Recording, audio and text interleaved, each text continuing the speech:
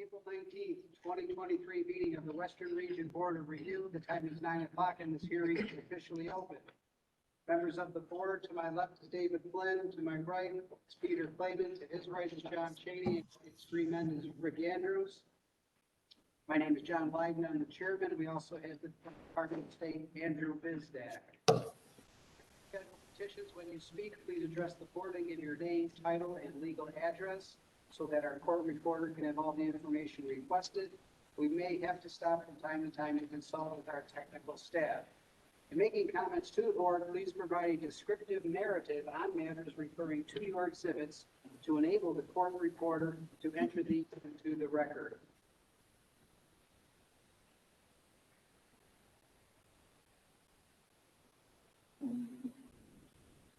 First hearing is petition number 2023-0053. The aggrieved party is Swaytac Studios. Nature of grievance and relief sought. Petitioner requests a variance regarding an alteration and addition of an existing building. This application is for a building type 5B of Group B/R3 occupancy. The building consists of 2 stories and has a gross area of 4,353 square feet, not including the basement. The building is located at 9670 Main Street, Town of Clarence, County of Erie, State of New York. Petitioner seeks relief from 19 FICRR 1221, the 2020 Building Code of New York State, Section 508.4.4, which is about separation. Reads, individual occupancy shall be separated from adjacent occupancies in accordance with Table 508.4.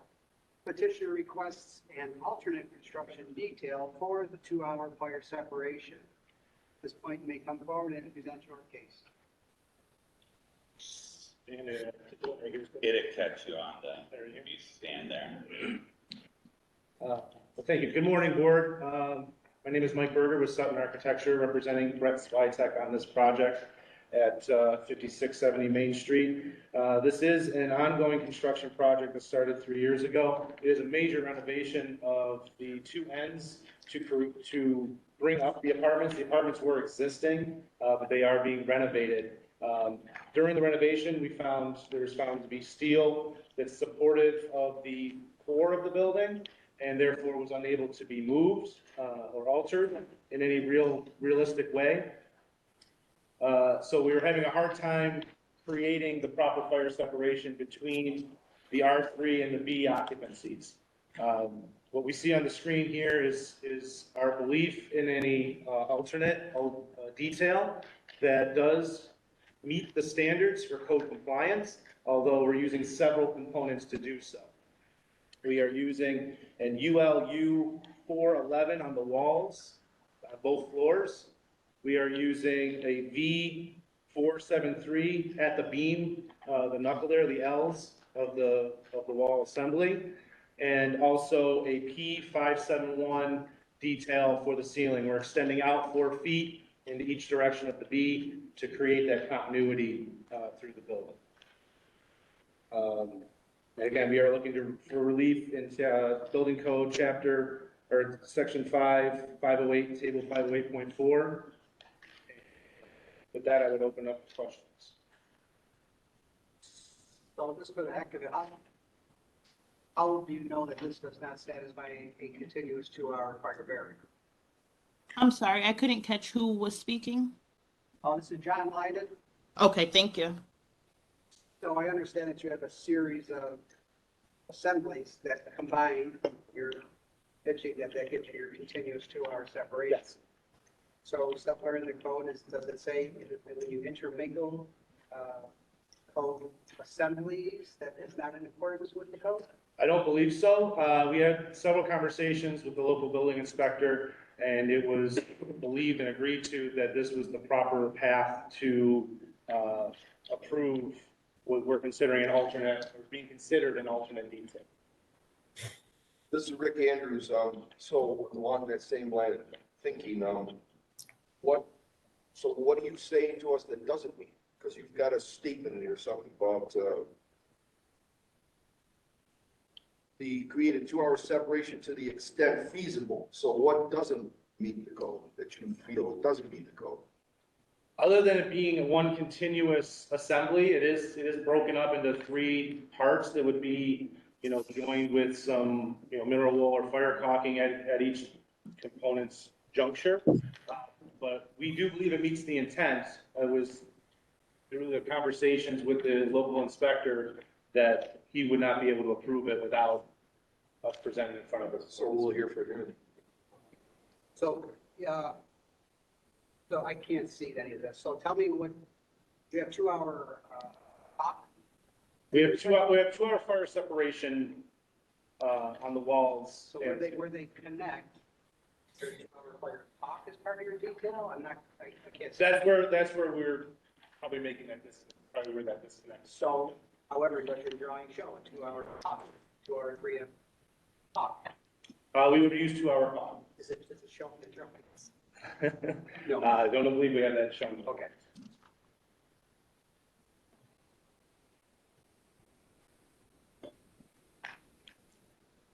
This is Rick Andrews again. I have just one question. So the certification for the UL is listed on one of the sheets that you gave us. It says certified for Canada, but it says certified for the United States. It was it's the same UL testing, just 2 different countries. Yes, But the certification is still the same. I believe so, yes. They have different numbers on it.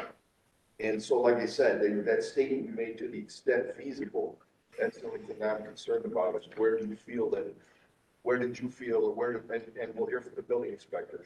What. It's a little awkward where the building juts back and we have that steel beam condition. Right. That's where we felt, if everything was straight through, obviously we would just put up a 2-hour wall and we've been done with it. So it's the fact that we're having to adjust the plane of the wall assembly and go horizontal and then vertical again is where we felt that, it might be warranting of a conversation. Because this isn't a fire wall, it's a fire separation. Correct, between R3 and B. Peter Kleiman here. Mr. Berger, I believe the wall assembly is, in common parlance, a shaft wall assembly, right? Yes. And I believe that from the cross-section we're seeing on the screen, that the shaft wall assembly is interrupted by the floor sheathing of the second floor. Correct. That's probably one of the significant items. That's right.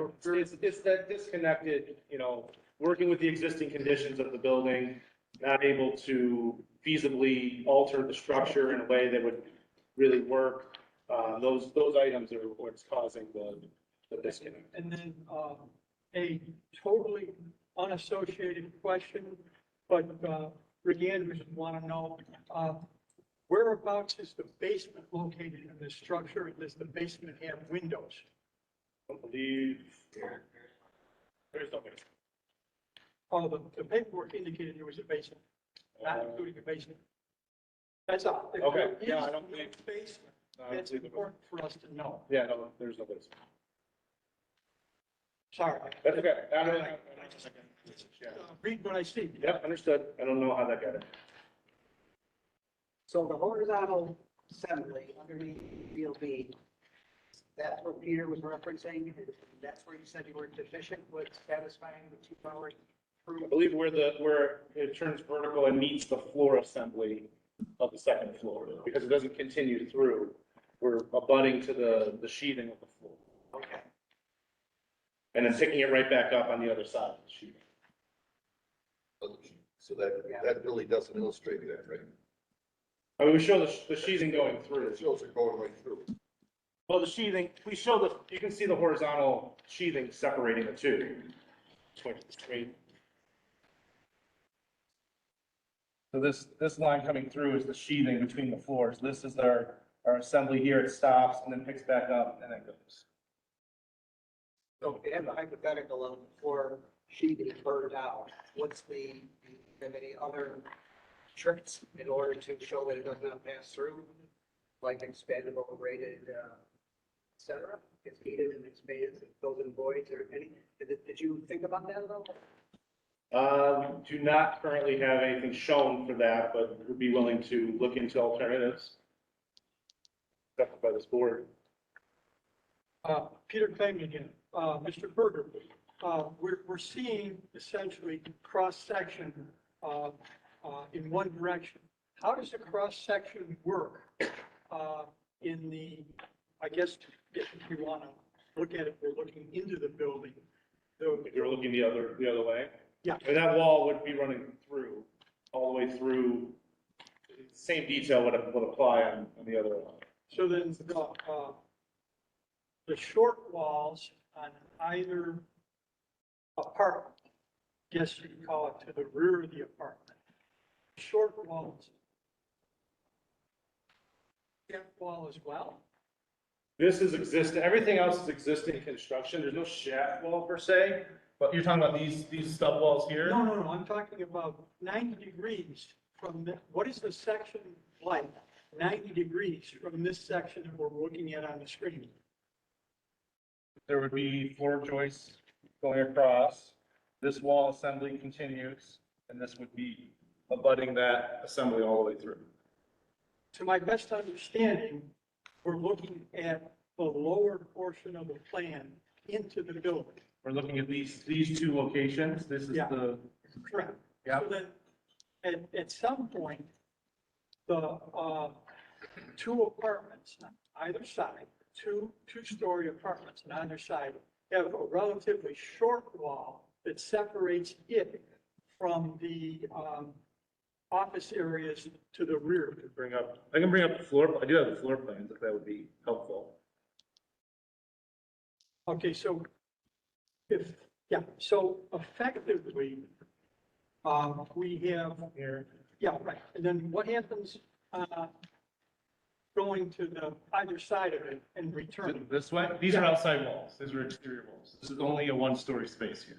Right, but there's a one-story apartment there. What's there? This is one apartment that's 2 stories. This is one apartment that's 2 stories. Right, but that apartment still has to be separated from the, office beyond, doesn't it? Well, I mean, this is above. This is the second floor. Well, how about the first floor then?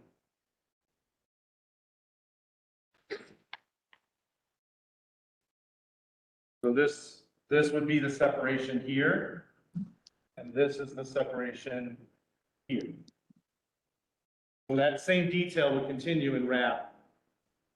Would it have an offset as well? It would only be offset at the, I believe at these locations, we can create a more typical 2-hour wall. Yeah, a more typical, yeah, Yes. well, We wouldn't have that beam condition. it's structurally. Correct. We wouldn't have that beam condition there, so we would be able to do it in a much more conventional manner.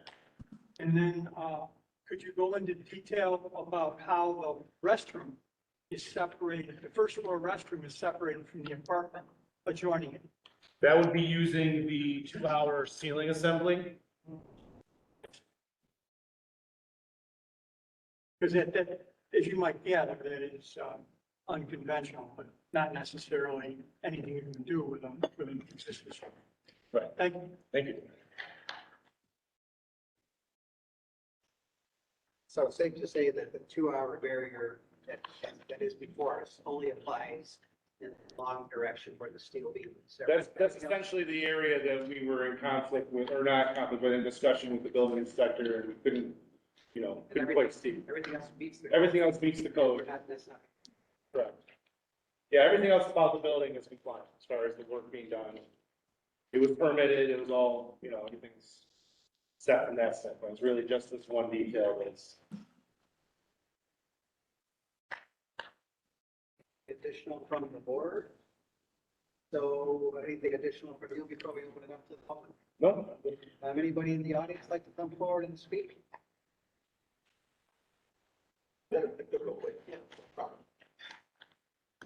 Hi, David Burke, Town of Clarence Building Department, 10965 Stage Road. Clarence, New York, 14031. Again, you guys pretty much picked up on everything that I picked up on at the floor where it kicks in.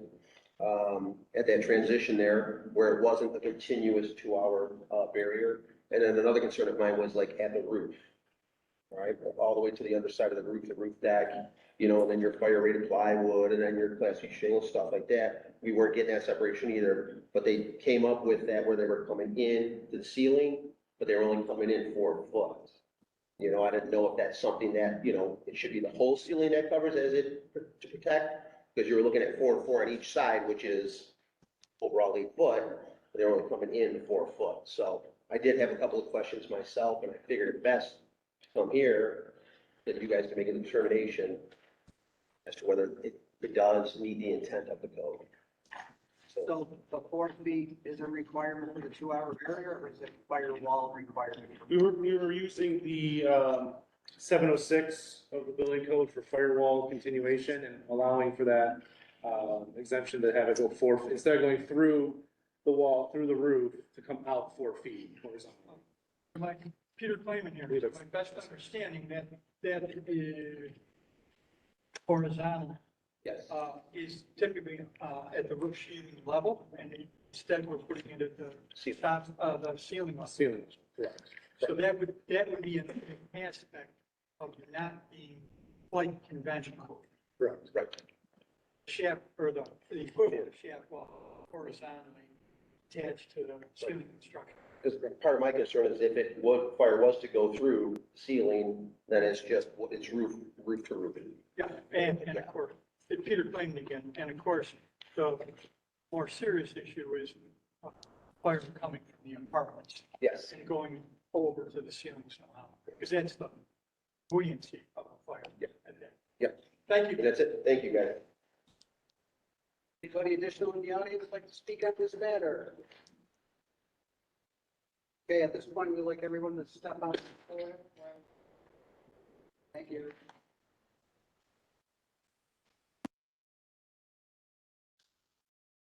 For your discussion, would you like to go off the record or stay on?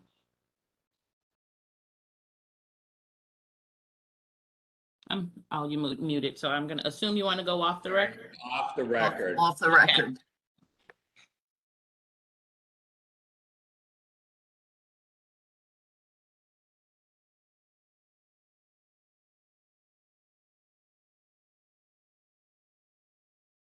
We're back on the record.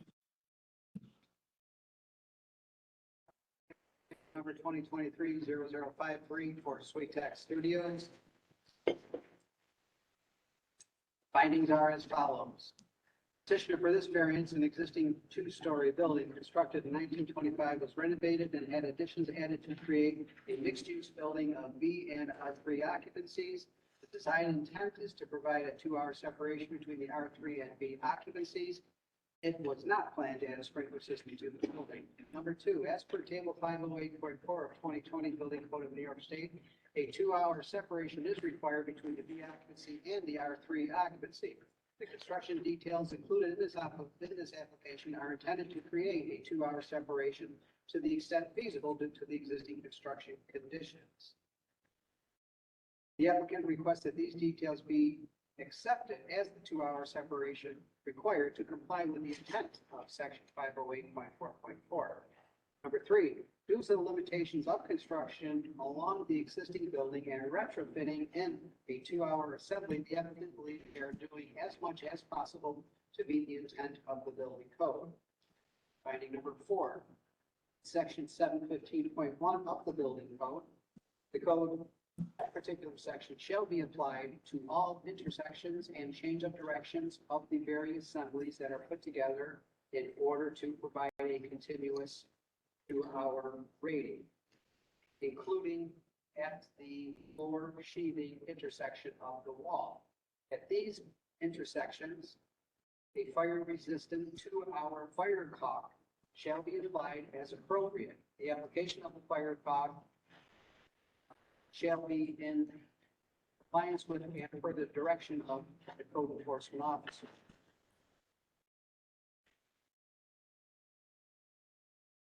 In accordance with the above findings, strict compliance with the provisions of the Uniform Fire Prevention and Building Code would entail practical difficulties or unnecessary hardship and would be unnecessary in light of alternatives which achieve the intended objective of the code more efficiently, effectively, or economically, and granting the variance would not substantially adversely affect the code's provisions for health, safety, and security. Do I have a motion? Do I have a second? That's David Flood.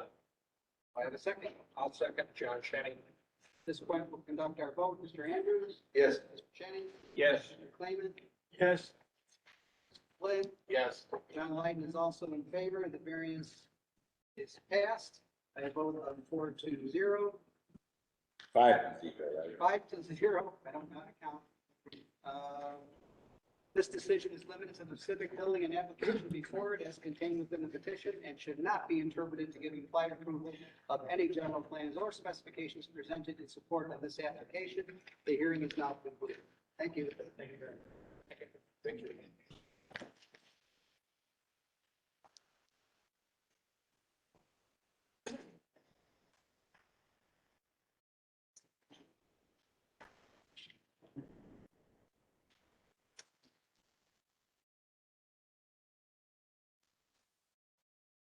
Hearing number 2. Hey, Andy, Yeah.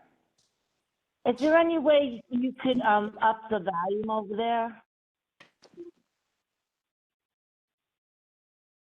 Gonna try.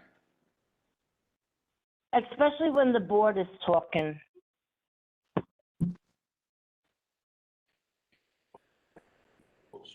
Yeah. I don't know if that's gonna screw up the video. Maybe. You might want to follow the course, make sure you don't Thank you. disturb any of that. Yeah. Got a little. We are moving to Ashton Place Senior Living, correct?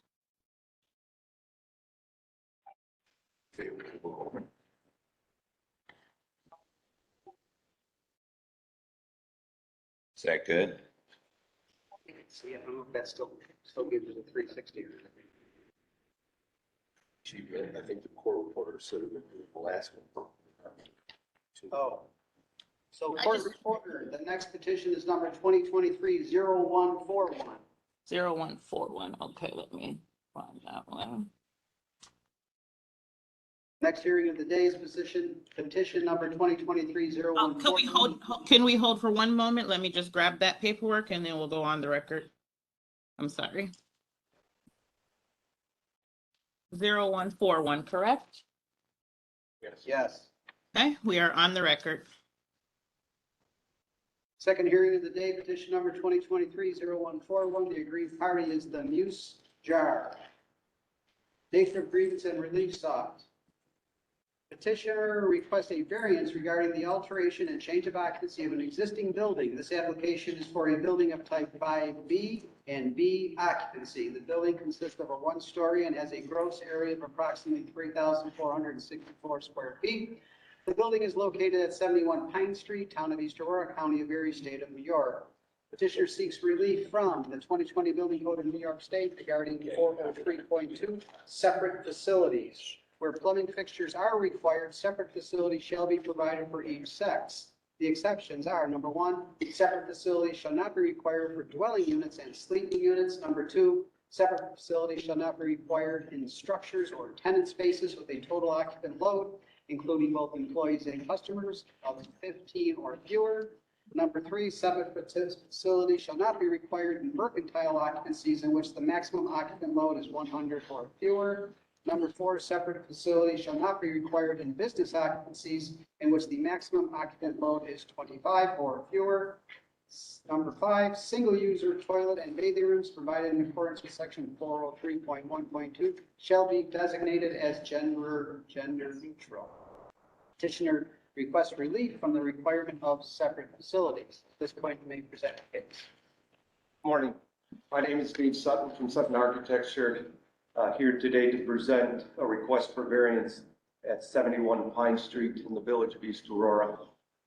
As the chairperson has stated, we are looking for 2 variances today, one of which has to do with the requirement for a drinking fountain, and also the second of which would require separate sex or 2 bathroom facilities at this property.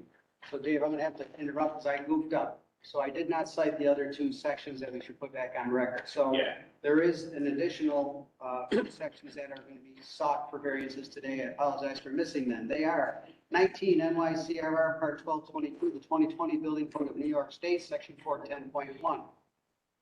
And it reads, drinking fountain shall conform to ASTM A112, A12.19.1 CSA and B45.2 or ASME A12.19.2/CSA B45. And water coolers shall conform to ASHRAE 18. Drinking fountains, water coolers, and water dispensers shall conform to NSF 61, Section 9. Electrically operated refrigerated drinking water coolers and water dispensers shall be listed and labeled in accordance with UL 399. The next section is 19 NYCRR Part 1222, the 2020 Building Code of New York State, Section 410.3, high and low drinking fountains. For drinking fountains are required, not fewer than 2 drinking fountains shall be provided. 1 drinking fountain shall be with the requirements for people who use a wheelchair, and 1 drinking fountain shall be with the requirements for standing persons. Exceptions. Number 1, a single drinking fountain with 2 separate spouts that complies with the requirements for people who use a wheelchair and standing persons shall be permitted to be substituted for 2 separate drinking fountains. Petitioner requests relief to not install a drinking fountain. Now you may continue. I apologize.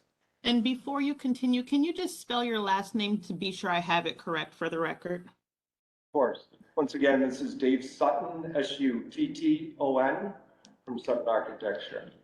So if I can just briefly give a little background and history of the building itself.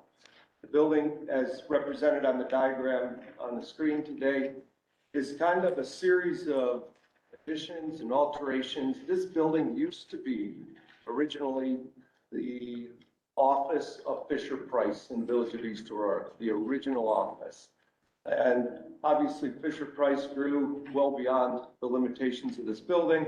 This building has then moved on and was underutilized in terms of used as a storage building.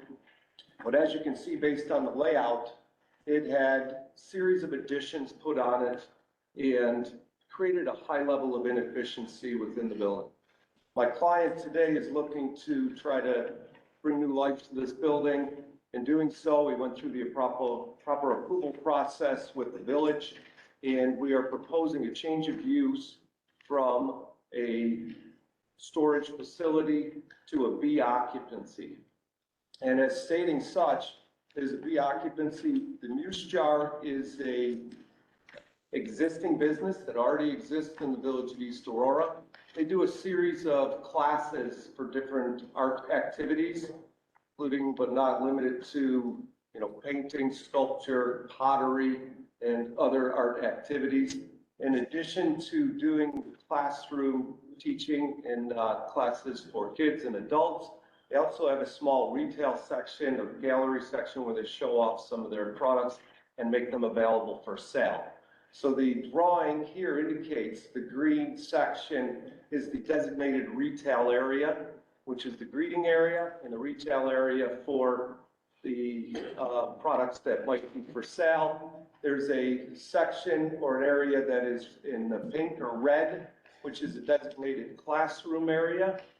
And that is typically used to house, I would assume to be about 10 to 12 students with 1 or 2 teachers conducting a classroom-like activity.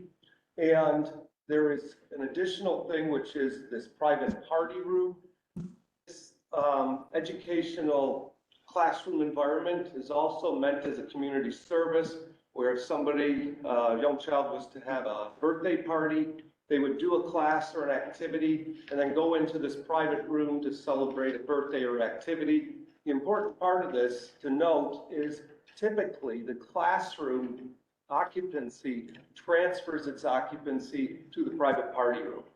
And then the rest of the building is being used for various activities and storage opportunities, probably underutilized for the most part. But there's a private pottery studio, there's an actual shed, which has the actual kiln, which we have separate from the building, and some other various storage and unconditioned spaces. So as you can see by representation, there's a high level of inefficiency to this building. The sole purpose of the building is for this classroom environment, small retail space, and what I'm calling a private party room. We have, as part of our renovations, provided a complete ADA compliant, family-friendly bathroom or toilet facility, and indicated on the plans 100% compliant to all code and regulations. Now, in working with the building department in doing a literal interpretation of the square footage allocated for this building, it would possibly trigger us to require 2 bathrooms, separate sex bathrooms or 2 facilities because of the occupant load exceeding 25 persons.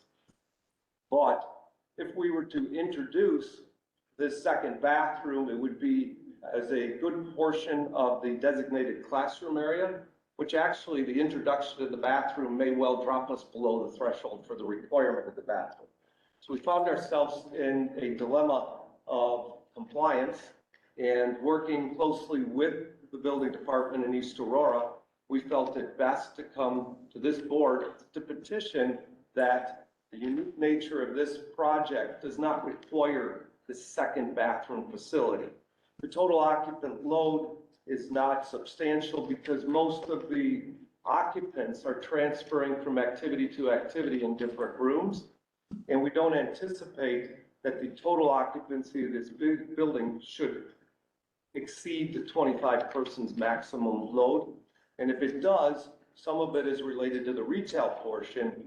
Only the business portion of this project is what triggers the second bathroom. By providing 1 ADA family compliant bathroom, we feel like we meet the intent of the code and feel that the second bathroom is not only not practical from a spatial standpoint, from an economic standpoint, but also hope that we can determine in today's presentation that it's not a necessity or based on the code, based on the unique situation that we're presenting this evening or this morning. So I'm glad to further elaborate on the project. I can talk about the water cooler situation. Typically, we work directly with the Department of State and Andrew for a routine variance for a water fountain exemption. We are prepared to provide a water cooler, which is a much more sanitary situation. In light of the nature of the use of the building with children, we feel that a direct install of the high-low water cooler is not the most appropriate from a sanitary standpoint, and we are proposing to replace that requirement with an equal alternative of a water cooler, which has a much better control of sanitary conditions, and it will be available to all occupants and ADA compliant. So that being said, I'd be glad to answer any questions regarding either of the variances or further clarification of the project we presented. So Andy, is the water cooler before us today, or is that happening? That's before us just to take care of it because it would be a routine variance. I've done many of these routinely, So but after, since he's coming to the board, we added it to, so then he won't have to get a routine variance if we. yeah, so he won't need a routine variance. I'm sorry, who was that was just speaking? This is Andy Vizdak with the Department of State. Can you spell your last name for me, Andy? Oh, H as in Harry, B as in Victor, I, S as in Sam, D as in David, A, K. Thank you. John Lyden, so Dave, where is the water fountain or water coolers going in there? The water cooler is obviously very flexible in terms of its location. It probably we would locate it within the gray area connecting between the classroom and the private party room. Once again, there's a generous amount of space there, but it's really just a circulation space or hallway. It'd be the most appropriate place for that to be located. If this board deemed it to be a better location, we would be more than acceptable to considering a more appropriate location. David Flynn speaking. Would the tenant be amenable to a limit on the occupancy that is maybe less than what the code would provide to get below certain of the thresholds we're talking about? Yes, I'm sure we would be. I don't know, I don't want to put a limitation that would be a burden on the building department to police. What I am suggesting is the nature of the business. This is not an unknown entity. The business is in full existence. within the same municipality. And it's a predictable, type of business structure in terms of occupant load, with the exception of possibly an event which might require or allow for a series of parents to come into the classes, maybe an end of year thing. So what I don't want to do is I don't want to agree to a unrealistic occupant load that may prevent them from doing an occasional event. But that being said, if it is a requirement of this board to get that approval, I'm sure that we could do an off-site event or leave ourselves within a restriction of occupancy. The important part to note is if this was all retail, okay, so if there's a gallery event or retail, the requirement for 2 bathrooms actually goes, I think it's hundreds. So it's the classroom environment or the B environment that is creating it. The other important note of this, typically where we need multiple bathrooms is the B occupancy of over 50 people. That B occupancy typically implies that these people are there all day. And with this situation in a classroom environment, these classes might be an hour, hour and a half. So we don't have that demand of the bathroom, which would typically trigger the additional bathroom requirement. Rick Andrews, so I've got 2 questions. One is, what is the actual occupancy number that the building department gave that building under a B occupancy? The building department is here today, and that might be a better question to ask them, so I don't misrepresent their classifications. So what would it be as the architect looking at this building as a B occupancy? So the big discussion is how we have identified a party room, the party room. And, truth, as explained, it is a party where the classroom environment transfers in. We did a literal interpretation of a party room, a 1 per 15. An occupant of that room could potentially be 25 people. What we're suggesting on the chart here is that occupancy of that room may only be 10 to 12 people. So it is entirely up to the interpretation of the building department. That is probably our most ambiguous or unknown factor of occupancy. And I believe that my client would be more than willing to put a cap or a limit on the occupancy of that party room if necessary to achieve a comfort level with the presentation this morning. So my second question, Rick Andrews again, is, so you're saying that you did mention that the second toilet is an economic burden. Do you have any proof of that, or is there any numbers? It's not the basis of which we're requesting the variance.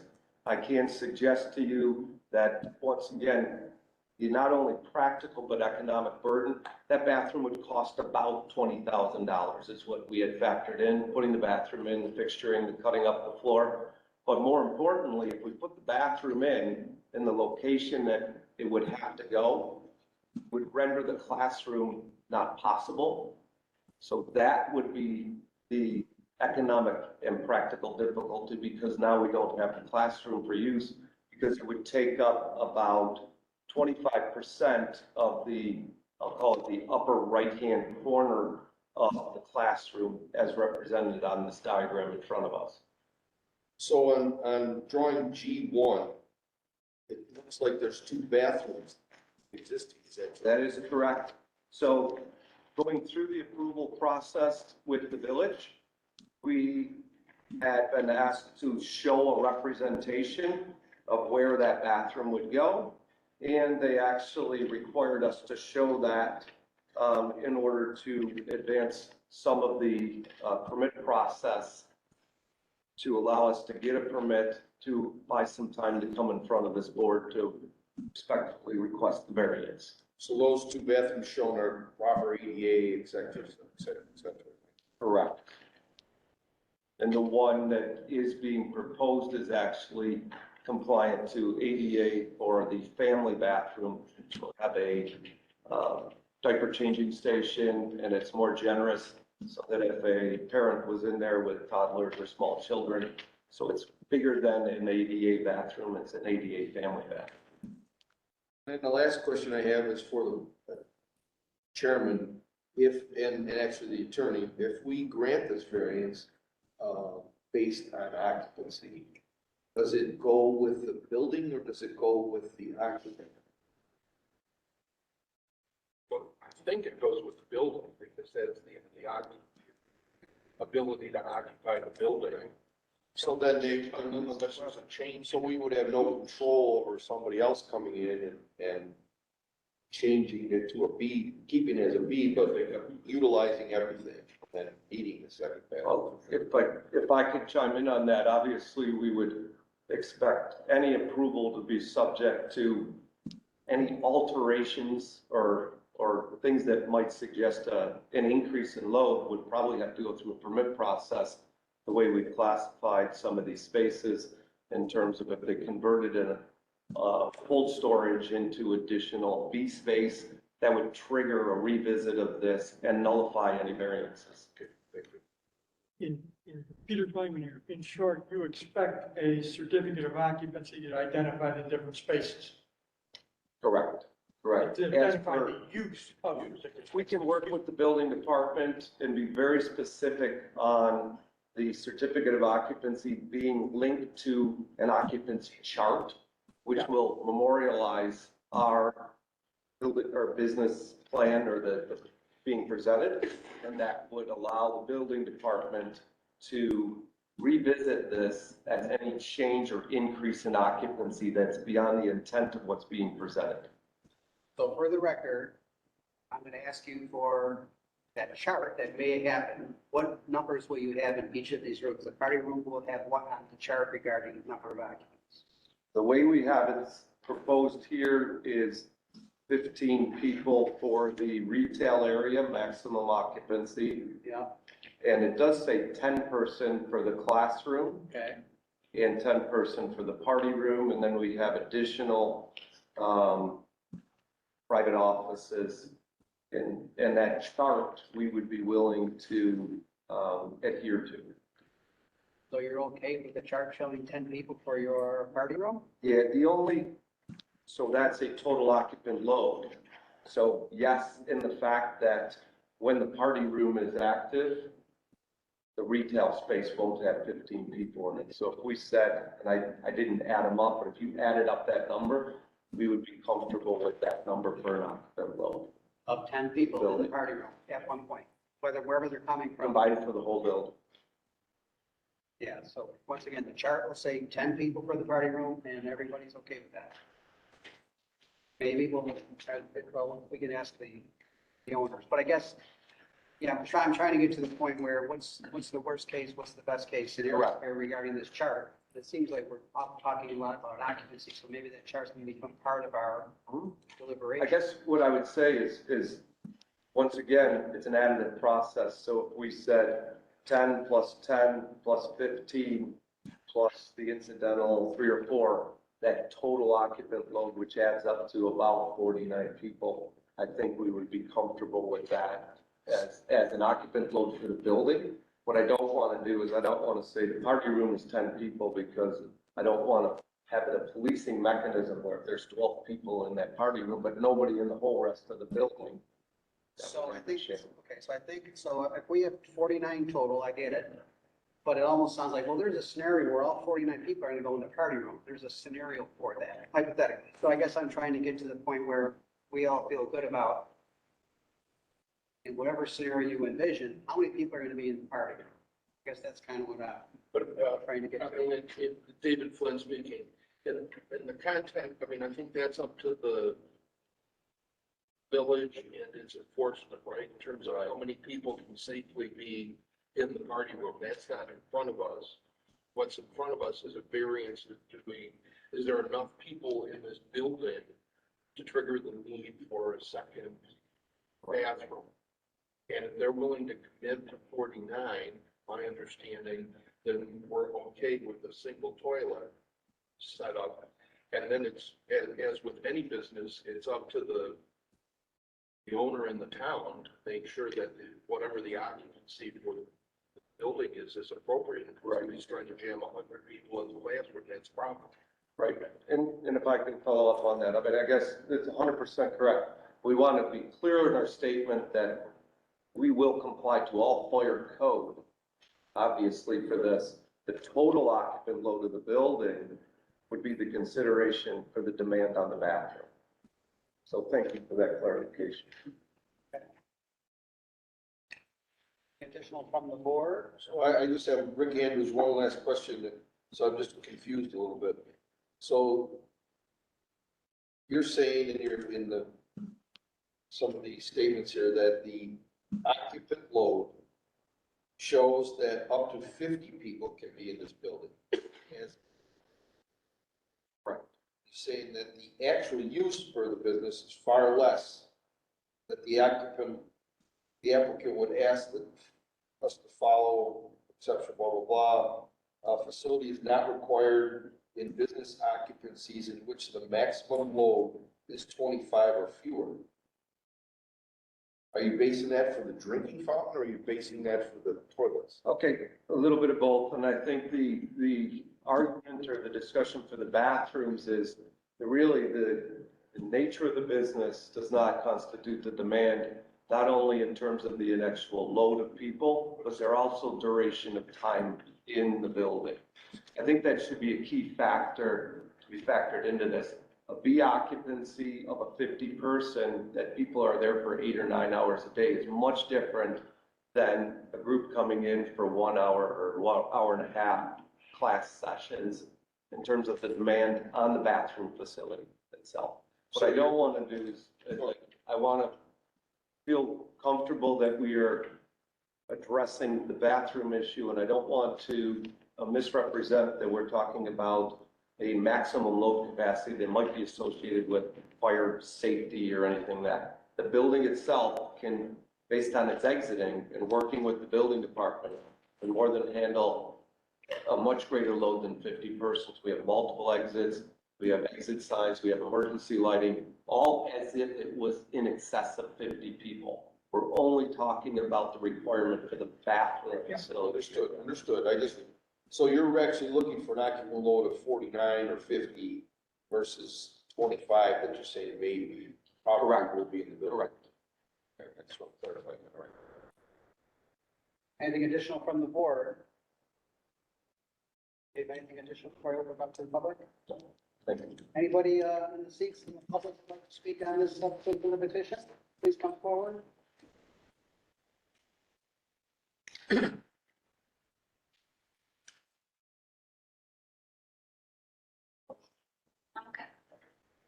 Elizabeth Cassidy, Town of Aurora Building Department, 575 Oakwood Avenue, East Aurora, New York. Just a couple of points, and you covered them, but our issue was that the project, the documentation provided to us was an occupancy of 50.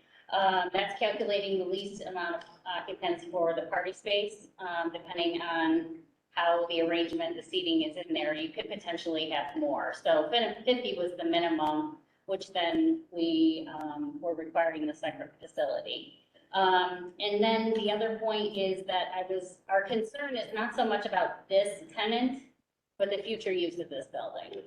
And you covered that, thank you. So those are the two major points that we have with respect to this project.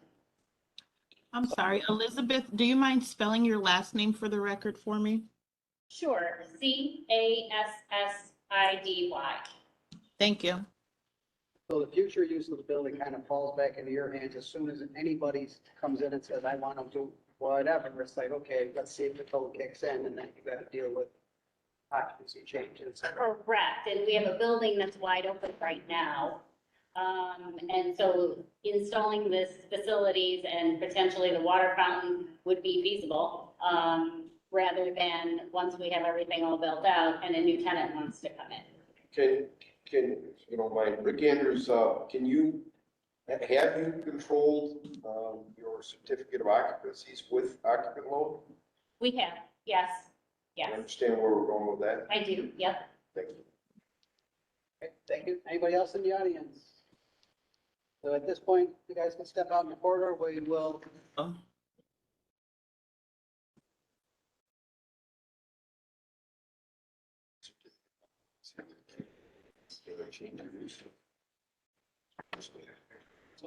Okay, yeah, that's what I meant. That's understood. We'll now continue with petition. Albany, are you on board? Yes. We'll now continue with petition number 2023-0141. Based upon the documentation presented, the board makes the following findings. Number one, the project is a renovation of an existing 3,464 square foot single occupancy building. It is a change of use from S to B. Submitted to the building department for permit review. I'm sorry, it broke up and I didn't get anything after you said the the petition number. Do you mind starting over for the record? Sure. Thank you. We'll now continue with petition number 2023-0141.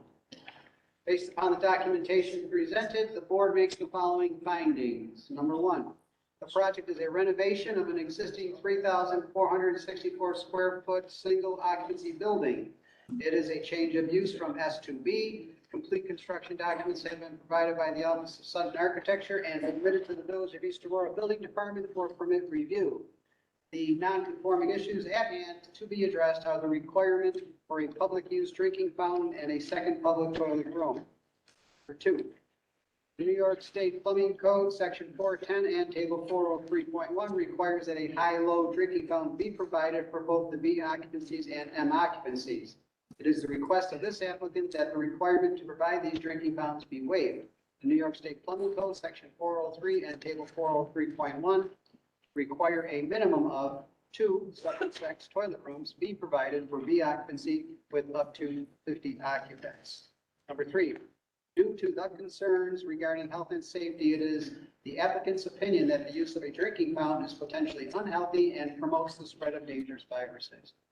Number 4, while the occupant load as determined by the 2020 Building Code of New York State shows that up to 50 people can be in the building as designed, the actual use per business is far less than the occupant load.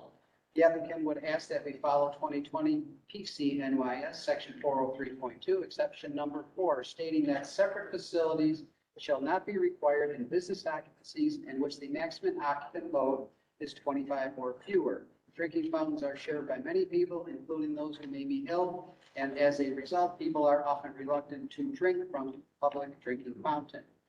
Number 5, petitioner argues that the economic burden associated with the cost of a high-low drinking fountain is approximately $3,200, and that would be excessive. Number 6, the petitioner will supply an electronically operated bottled water cooler that will service both accessible and non-accessible needs by dispensing cooled water to individual cups or to fill water bottles. Number 7, the building shall be posted at 49 occupants. In accordance with the above findings, strict compliance with the provision of the Uniform Fire Prevention and Building Code would entail practical difficulties or unnecessary hardship and would be unnecessary in light of alternatives which achieve the intended objection of the code more efficiently, effectively, or economically, and granting the variance would not substantially adversely affect the code's provisions for health, safety, and security.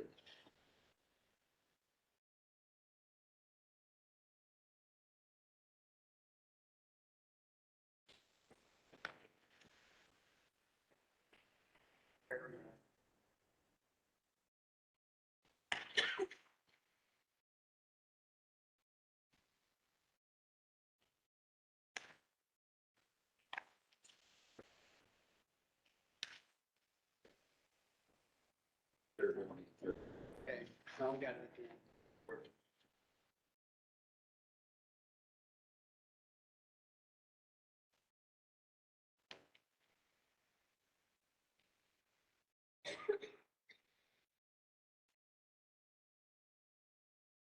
In accordance with the above findings, strict compliance with the provisions of the Uniform Fire Prevention and Building Code would entail practical difficulties or unnecessary hardship and would be unnecessary in light of alternatives which achieve the intended objection of the code more efficiently, effectively, economically, and granting the variance would not substantially adversely affect the code's provisions for health, safety, and security.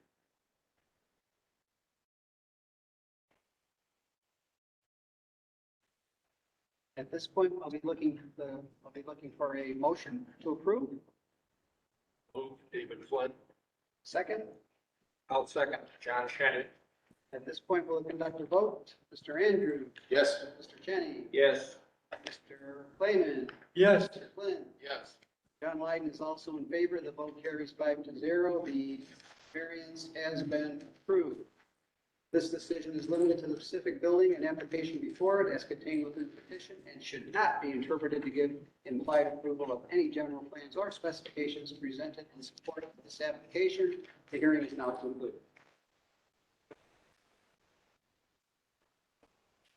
I don't know, I still don't know if I had that on. Just the sheets. Hey.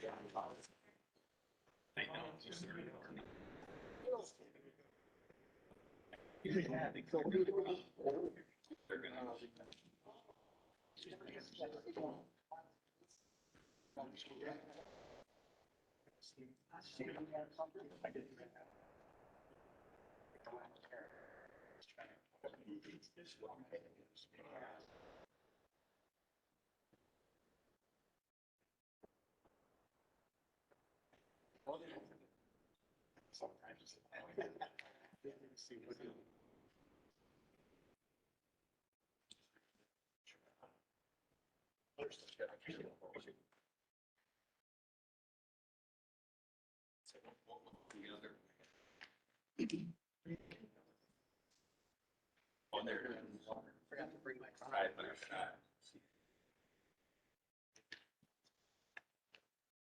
Okay. These people just started. They're on camera. Okay.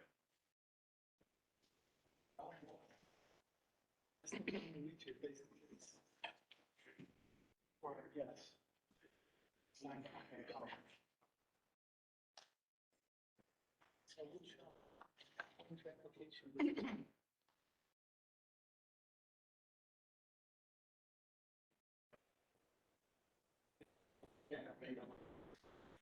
Absolutely. Okay.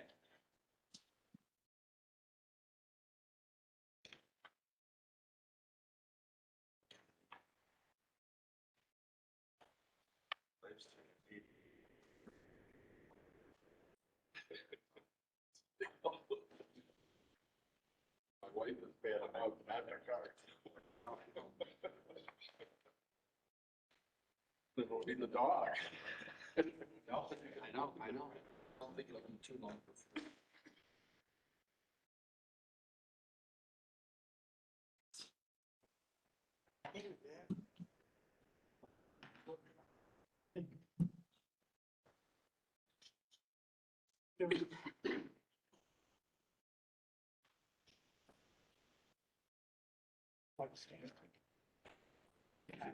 Are the representatives from the Schultz Group here?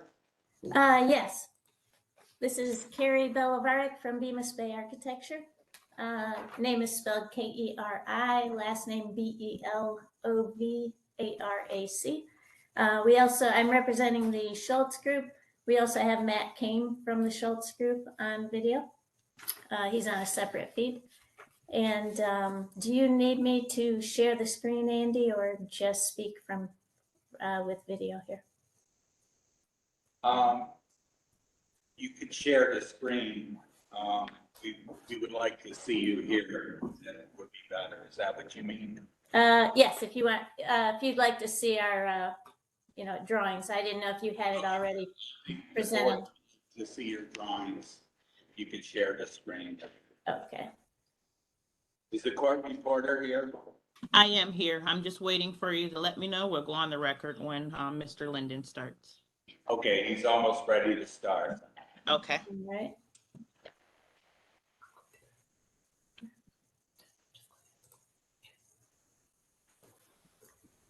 So the next hearing of the day is petition number 2023-0064. The aggrieved party is the Schultz Group. Nature of the grievance and relief sought. Petitioner requests a variance regarding the construction of a new building, car wash. This application is for a building of type 3B and 5B of Group B occupancy. The building consists of one story and has a gross area of approximately 1,636 square feet. The building is located at 3004 Route 417, Town of Allegheny, County of Cattaraugus, State of New York. Petitioner seeks relief from 19 NYCRR 1221, Building Code of New York State, 1612.2, which is the design and construction. And it states, design and construction of buildings and structures located in flood hazard areas, including coastal high hazard areas and coastal marine zones, shall be in accordance with Chapter 5 of ASCE 7 and ASCE 24. Petitioner requests to wet, flood-proof, lowest 2 feet, car wash building up to the VFE. Next section, 19 NYCRR 1221, the 2020 Building Code of New York State, section 1612.2.1, which is ASCE 7 and ASCE 24. The design flood elevation, DFE, specified in ASCE 7 and ASCE 24 shall be the design flood elevation determined in accordance with sections 1612.3 through 1612.3.1.1. Petitioner requests to wet, flood-proof, lowest 2 feet of car wash building up to the base flood elevation. Next section, 19 NYCRR 1221, the 2020 Building Code of New York State, design flood elevation, section 16. Where design elevations are not included in the flood hazard areas established in section 1612.3, or where floodways are not designated, the building official is authorized to require the applicant to do one of the following. 1, obtain and reasonably utilize any design flood elevation, DFE, and floodway data available from a federal, state, or other source. Petitioner requests to wet, flood-proof, car wash to the base flood elevation. At this point, petitioner may come forward and present their case. Hi, Carrie Bellavar, Bemis Bay Architecture. So we are proposing to build a new car wash. It's on a property located in flood zone A1. There is a border of a floodway right on the property in the back. We're proposing to locate the building just in the front of that. We'll be 10 feet away from the floodway boundary. The building is an occupancy type B as a car wash. Construction type 3B, we also have 5B included. Most of the walls will be concrete block. All the exterior walls will be concrete block. The building area, 1,636 square feet. It's a flood design class 2. We're requesting the wet flood proof as opposed to raising the elevation of the slab on grade floor. The building is composed of 1 wash bay, an equipment room, a restroom, and a very small office. There would be 1 to 2 employees on site at any time during business hours maximum. We don't expect to have any customers in the building. Strictly a car wash, just a drive-through car wash. The base flood elevation on the property is at 1413, and the existing property is located at a grade of 1409. So we're proposing that the slab on grade floor elevation be set at 1411. And then we'd like to wet flood proof up to the base flood elevation of 1413. Any equipment in the building would be raised up also to the base flood elevation at 1413.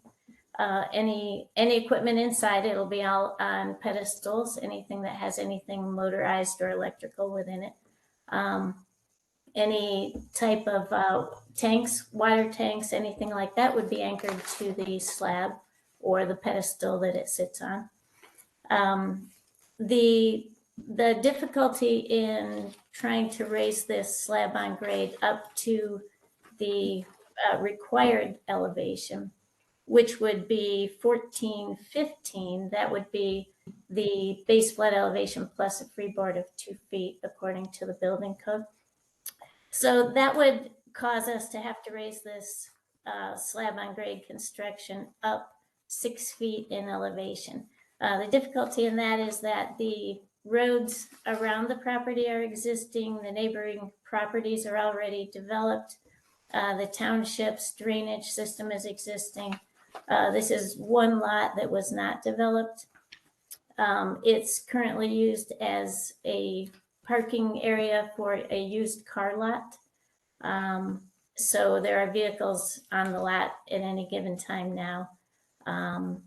Raising that floor causes an issue, number one, because the existing properties are all developed. Now that would give us too steep of a driveway for a car wash. The driveway coming in would be steep. We need the site to be level for vehicle access. And as well, it causes a financial burden if we were to do that. The additional cost in excavating, raising that property, bringing fill, it would require us to bring in a retaining wall in the back of the property along the floodway. The anticipated cost of that is over $82,000 that we had listed. Additionally, we would need to have a lot more expense in our foundation system because we need to make sure our footings went down to undisturbed soil. So we'd have that additional 6 feet as well. So the other alternative, which is dry flood proofing, is not practical in this situation because the building is a car wash. As far as a car wash, we have large overhead doors on each end of the wash bay. Those are going to be opening and closing. That we would be required to put flood shield barriers in front of those doors. Obviously impractical for a number of reasons. In our estimation, it's a car wash. It's designed to get wet. We'll be using waterproof materials. We're proposing that at the base of the car wash, for that 2 feet up to the base flood elevation, we'll, in the concrete block, we'll fill those solid. So there's no way that water can migrate through. Any of the walls on the interior that are above that level are going to have a truss core material, like a PVC type material. Everything is designed to get wet, and all equipment is raised up. So, although it's sitting at a lower elevation, we feel like due to the nature of the actual business itself being a car wash, it makes good sense in our estimation to just wet flood proof as opposed to dry flood proofing or raising the elevation. Any questions? Can you tell us about all of the adjacent properties? I'm losing your audio, I'm sorry. Okay, can you tell us about all of the adjacent properties, maybe on your key plan there? And tell us what have they done regarding the base flood? I mean, all of the adjacent businesses and et cetera around this, what have they done regarding the flood conditions? There, across the street, there is a large plaza across the street where they've created an embankment behind the building. That's not really feasible with this site because we need the space to be able to get, as far as vehicle access and the required drive lanes and that sort of thing. We don't have the room to grade up that high in the back and stay away from the floodway boundary. The fact that floodway boundary comes so far into this property leaves us a lot less space to build on. How about all the other operations? Pardon me? How about all of the other operations around you? What are they doing? They're slightly downhill from this. So the existing buildings that are neighboring, which would be to the south, just beyond that road, those are downhill a little bit. It looks like And not very, they're very close to the same, but slightly down the hill. There were no provisions made that we could see in those neighboring properties. Well, one property is owned by the same client, and then next door is a Tim Hortons, and there's a church next to that. So those were, they appear to have nothing in place, related to the flood zone. No buffers, no, raised berms or that sort of thing. Only the property, which would be across the street to the east, has something like that in place. Across the street to the east is. Yes. more- Pardon me? I'm sorry, we're losing audio here for some reason. Plaza across the street, is that closer to the center of the floodway, or is it on the perimeters also, or? It's, if you follow the angle here of this 2 Mile Creek where the floodway runs, are you able to see my screen? So that is. We're unable, it's cutting, I'm sorry, this is the court reporter. It's, your, audio is cutting in and out, a lot more now. I'm not sure why. Earlier we were able to hear you fine. Okay, is that my audio or the No, speaker? it's the board. Their speaker Okay. is cutting Yes, it out. I'm not able to hear them.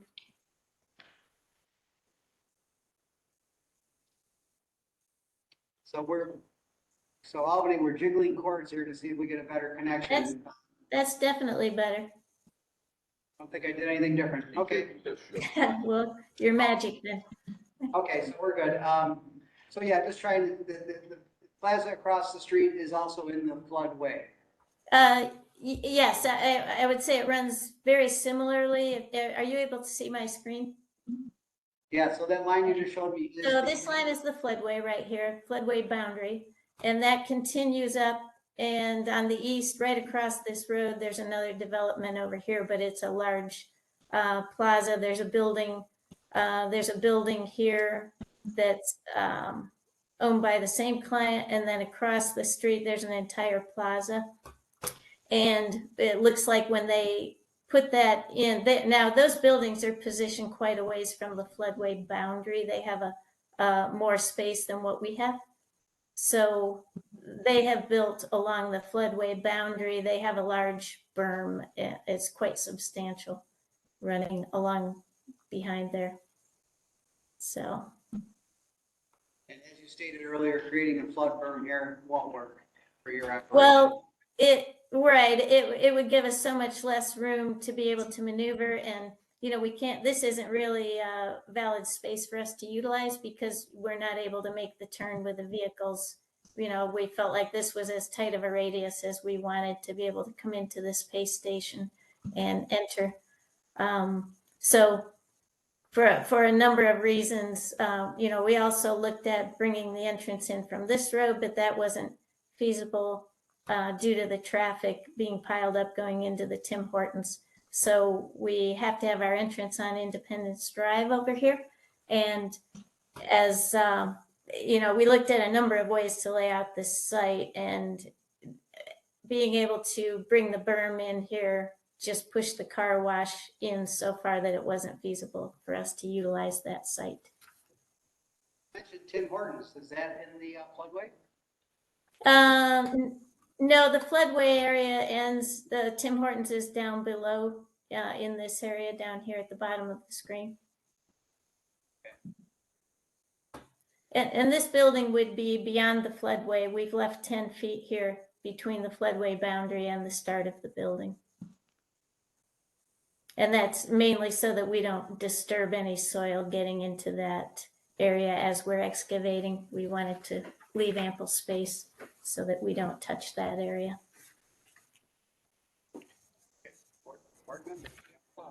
Peter Kleiman here. Miss,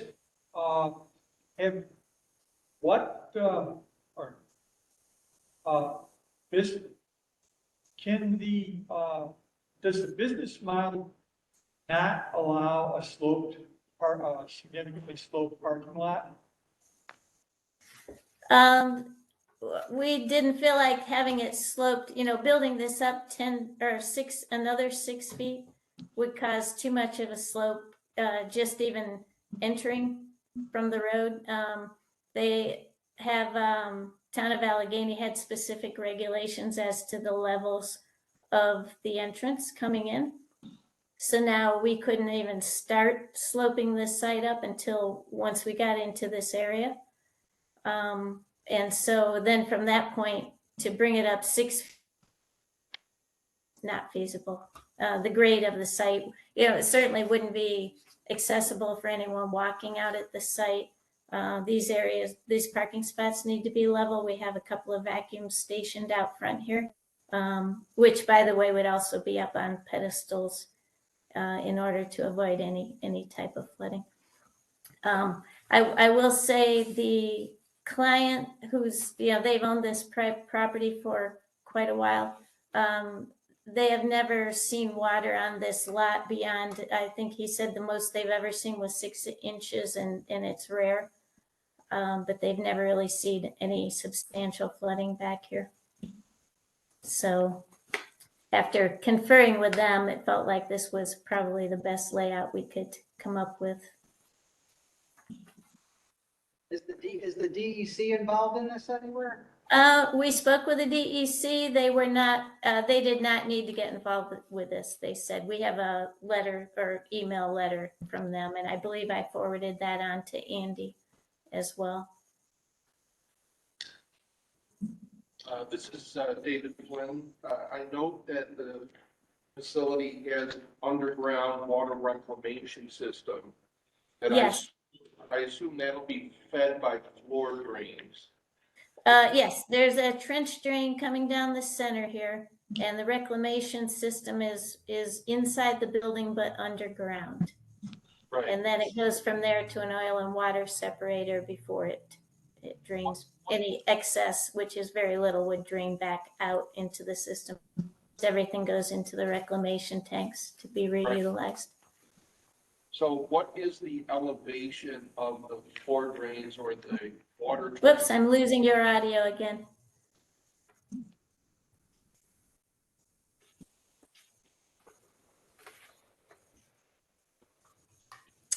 Still can't hear you. I'm not hearing you at either. Drain relative to the base flood elevation. I'm sorry, could you repeat that? I'm just now getting your audio back. And I've lost it again. So.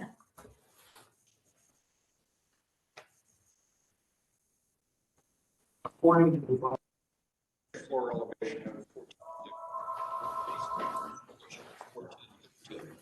So the floor drain would be a little bit depressed. Base floor elevation, so it's probably 14. Can you repeat your question? We're not hearing you clearly. Okay, so the question was, what is the elevation of the floor drain or the collection trench relative to the flood number elevation?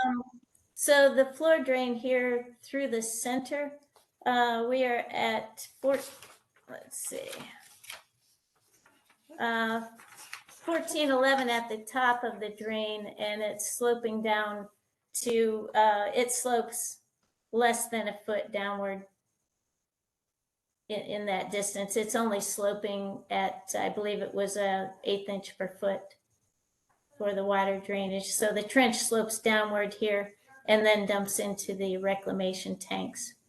So one of the concerns I have is if you do get a foot of water on this site, as the surveys are suggesting, that water would hit the drains and possibly overwhelm that system, certainly.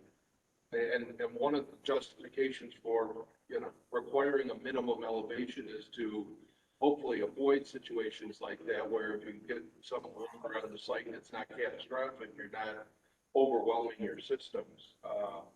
I don't know if there's any opportunity relative to how that trench is constructed, or some way to that the reclamation system would not accept that water, but if that site is covered in a foot of water, I'm just not quite sure what's going to happen in terms of the oil water separator and the other elements of the reclamation system. Right, right. So I missed the first half due to your audio cutting out. I think you're asking about whether if this fills up with water, this trench system would become overwhelmed. So it would fill the reclamation tanks, everything would go into those tanks that it would hold. Yes, anything else would then come back out through the oil and water separator and then to the main storm system. Yes. So I don't think though that it would be any more water than that what they currently get on that site that now runs down to that storm drain system, because it's just an unused level flat site. Well, it's used for used car parking, but and it's not graded well. You know, we have the opportunity here to regrade and direct the water where we want it to go. So right now, everything hits there and doesn't even have the ability to go into these tanks. It's all hitting the ground and coming straight down to the drainage system. So I guess in my estimation, it would be a swap, but we'd be a little better off by being able to properly grade the site. So. Josh, do you have any electrical equipment that's located? Yes, any electrical equipment is going to be also raised up above the base flood elevation. Any of this, we have this equipment room. Anything that has any type of electrical component gets raised up on a pedestal. So that should. You wouldn't have pumps and disconnects and everything that run those pumps below the base flood elevation. I'm sorry, could you repeat that? You've got a reclamation system here that runs with pumps, correct? Yes, those are mounted. There is one pump that goes into a sump pit, but it's submerged already. Everything else is wall mounted, and so we'll be up above the base flood elevation. Okay. So just to clarify, can you hear me? John? Yes, I can. So when the reclamation system gets overburdened and floods over, it ends up going into the storm sewer and back out to the street? Or does it come up into the floor of the car wash? You know, I don't know if I can answer that question. As I understand it, those tanks are closed on the top based on all of the cut sheets that we have. So, and it's buried. So I think there is the sump pit does have a grate on it, much like a catch basin. So I can't answer that as to whether that water level would come back up. I would have to check with the equipment company and get an answer to that. Okay, thank you.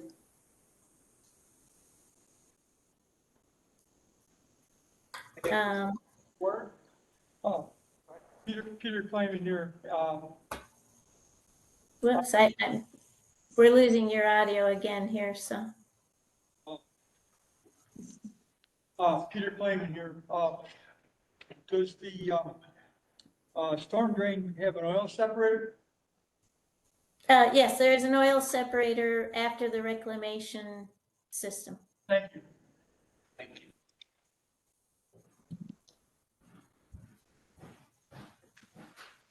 Anything else from the board?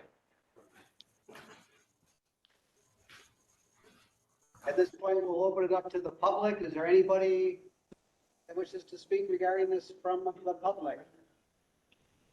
Anybody online, Andy, that wants to jump in? Is the code official online?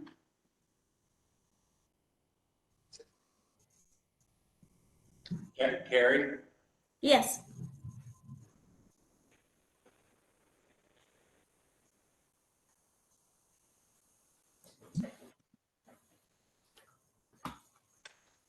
Is the code official available, Carrie? Okay. No, I didn't see their name here on the video list. What has been their so position? I don't see where they've logged in. What has their position been during your conversations? They were very open to this. We've already been through site plan review with the township. They were actually excited about the car wash coming in. But the code official, had asked that we come in and get the state variance first before they could approve it. So we have a full site plan review approved pending your decision here today.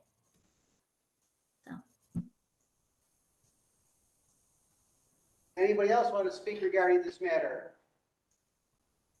So Carrie, it looks like we're going to break into our deliberation room and Okay. All right. thank you. Someone else can step up? Okay. Thank you. Thank you.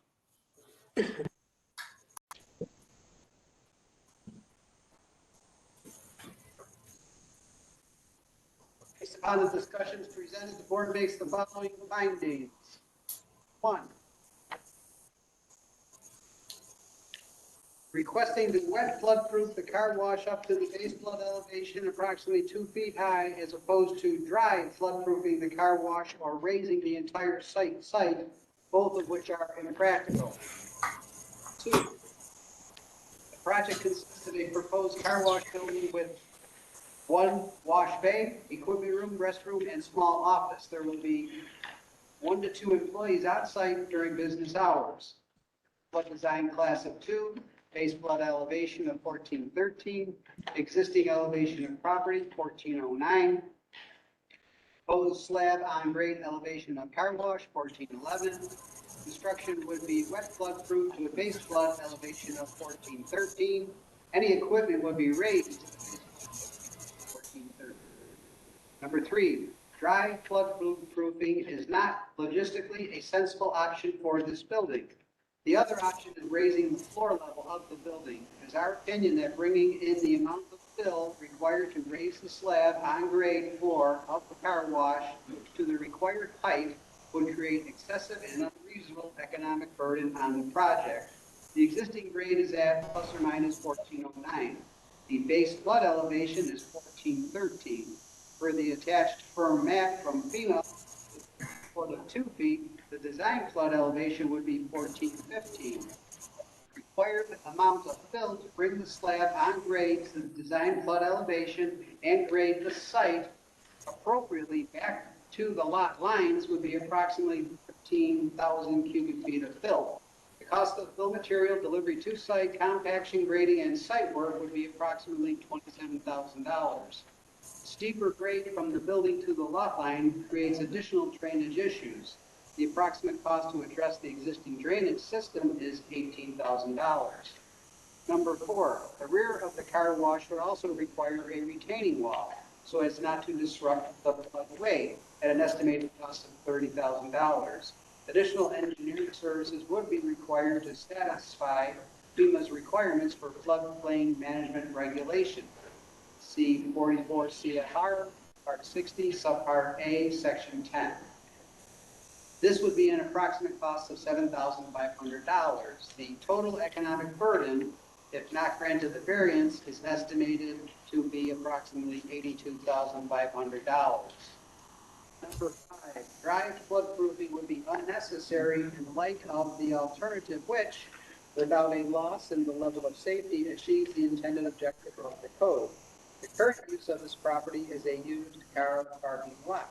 Since its current use includes customers browsing vehicles and employees moving and showing vehicles, the new use as a car wash should pose no greater risk.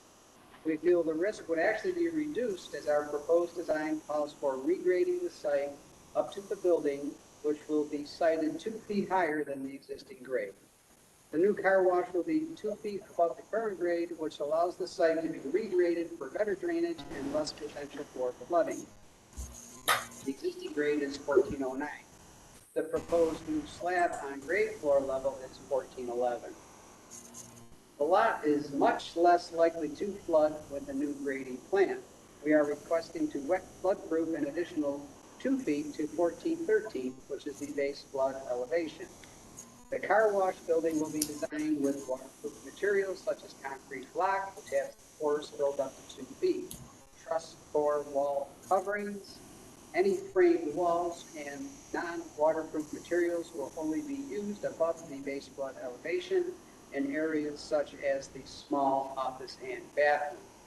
They will sit on filled concrete block stem walls below the base flood elevation. Concrete. In accordance with the above findings, strict compliance with the provisions of the Uniform Fire Prevention and Building Code would entail practical difficulties or unnecessary hardship and would be unnecessary in light of alternatives which achieve the intended objection of the code more efficiently, effectively, or economically. And granting the variance would not substantially adversely affect proposed agreements for health, safety, and security. Wherefore, it is determined that the application for variance as submitted is hereby granted. At this point, do I have a motion? Motion, please. I'll move. David Flynn. A second? I'll second. John Shenny. At this point, we'll conduct a vote. Mr. Andrews? Yes. Shenny? Yes. Lehman? Yes. Flynn? Yes. John Lydon is also in favor. The vote carries 4-0. 5-0 again. Variance has been approved. This decision is limited to the specific building and application before it as contained within the petition and should not be interpreted to give implied approval of any general plans or specifications presented in support of this application. The hearing is now concluded. Thank you. Okay, thank you. Yes, just heard that. Thank you very much. We appreciate it. Thank you.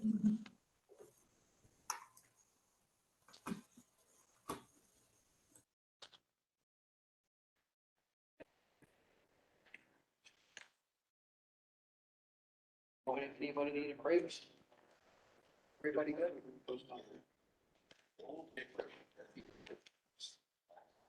Albany, are you on board?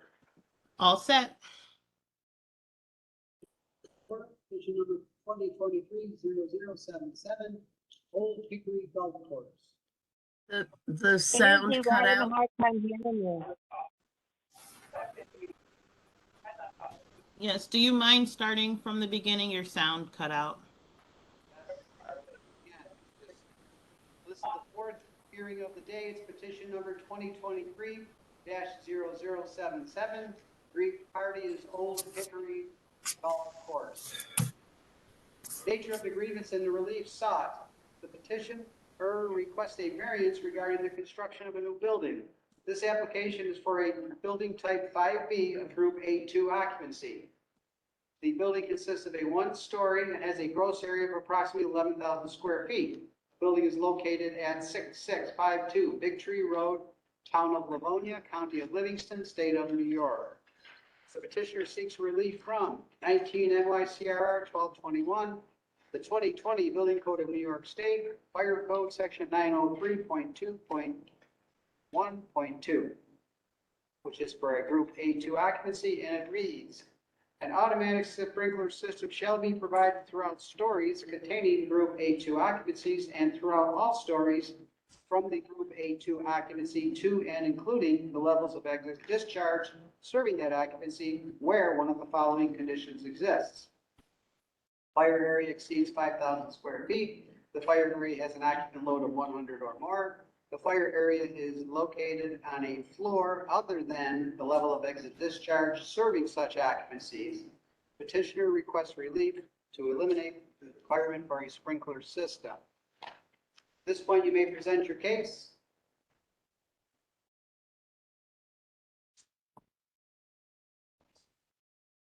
Yes, good morning. Rob Meehan, Meehan, from Meehan Architecture.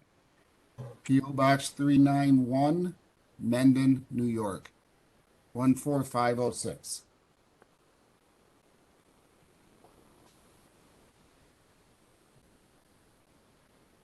What we're looking for this morning is relief on the sprinkler system due to economic burden and feasibility. One of the issues that we have is this building This proposed new building is located considerably amount of ways off the road, and the cost to install the main going into the building on top of the sprinkler system is quite excessive. The second reason is the town has worked with the county to run some preliminary numbers on the pressure of the water out at this location.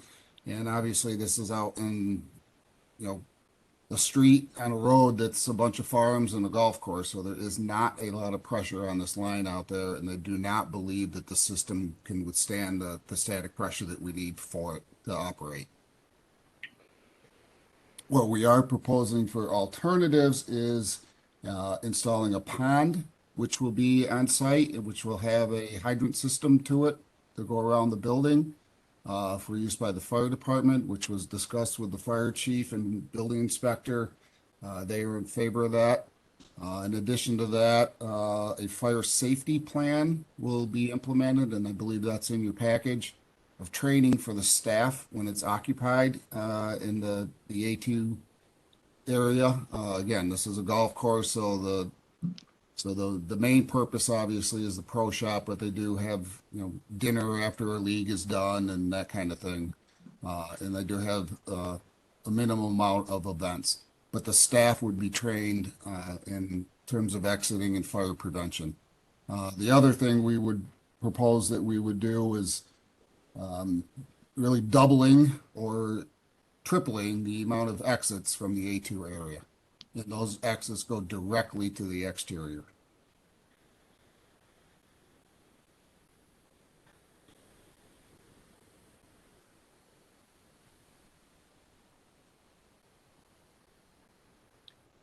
Anything additional? Rob? Jermaine? I'm sorry, Andy? Anything additional? No, sir.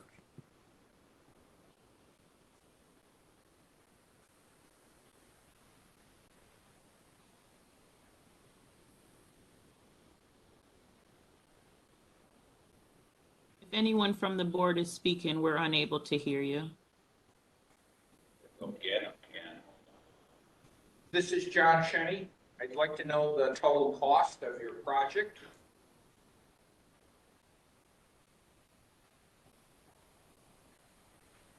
David, are you there? Can you answer that?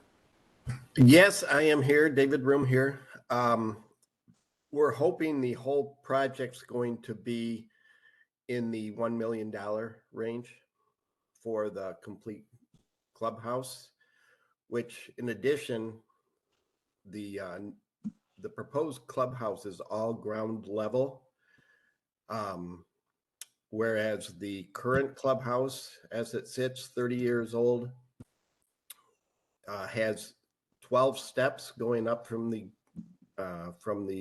ground up to the entrance into the clubhouse. It is not ADA accessible. There's also more stairs going into the bathrooms, going down from there. So I'm trying to make a building that is ADA up to specs on all the new building codes, and something that the community can enjoy. I'm sure that by the time I get done, we'll probably add a few $100,000 more to it by some additional features or a cost overrun. So I guess we'll look at $1 million to $1.5 million to do the complete project. What's your estimate of the cost of installing a sprinkler system? That could be anywhere between $400,000 to $500,000 additional. Does that include the utilization of pumps instead of going to the street and call it a retaining reservoir? Besides can we bring in tanks and pumps and not have to go to the street? Rob, is that? Yeah, so the system itself within the building was $180,000, $185 with the backflow. Coming off the street was about $100,000 with the meter box and the blow off hydrant and the rest of that, that's the balance of it, which is about 190,000. And I do believe that's part of your Exhibit A in the package, was the cost of that. The investigation into the tank system, a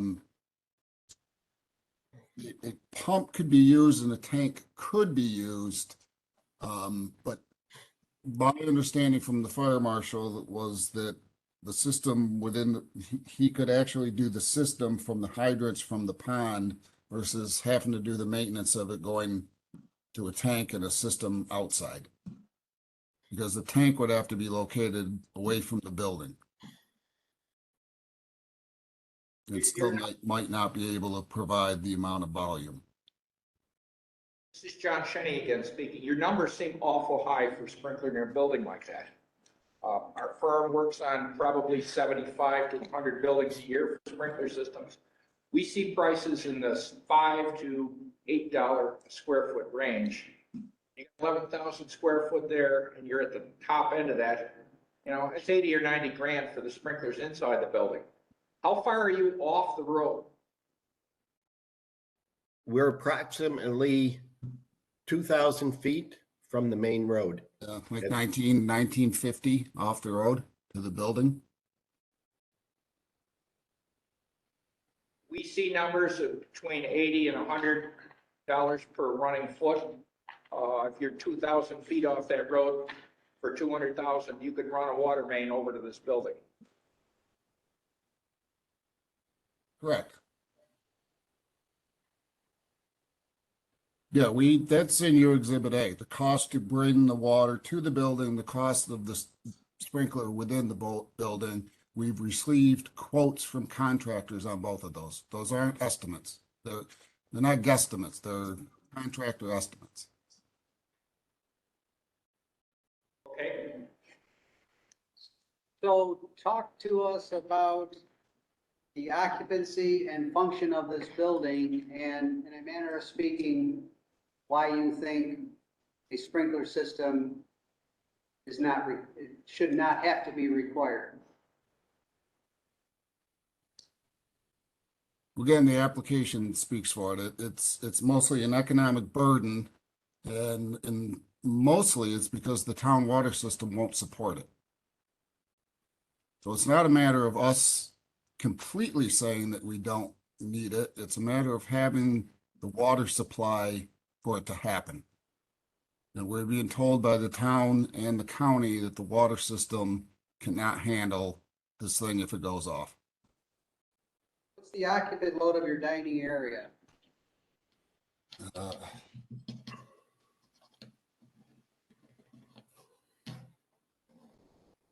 282. Yeah, the shows on the plans. Yeah, that was in the documents, I think. Rick Andrews here. Just go along with that occupancy. You listed it at 282, which would, I just got rough calculations, would be the 15 square foot per person. This goes along with what Mr. Lyman was saying about the use of this space. Based on 7 square foot per person, which is less concentrated, more chairs, like like setting it up for an assembly of some type, you would be at 571 people approximately. And if you were going standing room only, just as a cocktail party or something with no tables and chairs, you could have an occupant load of 800. So, you know, that gets us into what are you using this for? How often are you using it? Is it seasonal? Is the place closed during the winter? Those are all questions we need to have answered. The property this is David Room. The property in the past has always been seasonal. I purchased the property about 3 years ago, trying to make it not seasonal anymore. The major answer to the question on how many people are going to be in there, 90+% of the time, it's just people walk in, pay for their golf and walk out. They may stop at the restaurant to have a sandwich, but it's not very often that there's 200 people in there right now. I don't think we've ever had over 100 people during one of the busiest times. So I would say we would probably max out at 150 on on an extreme day. So is your intent to make this a public restaurant, or is it going to be a banquet hall? It's not going to be a banquet hall. The only time you have a banquet is at the end of the golf season when the league, they all come in at once and sit down and have a, steak dinner and give out the awards, that kind of thing.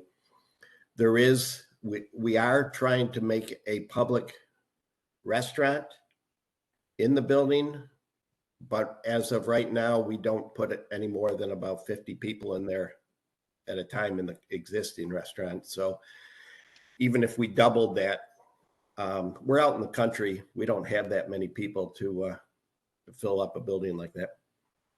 So there's no intent for weddings, banquets, showers, whatever?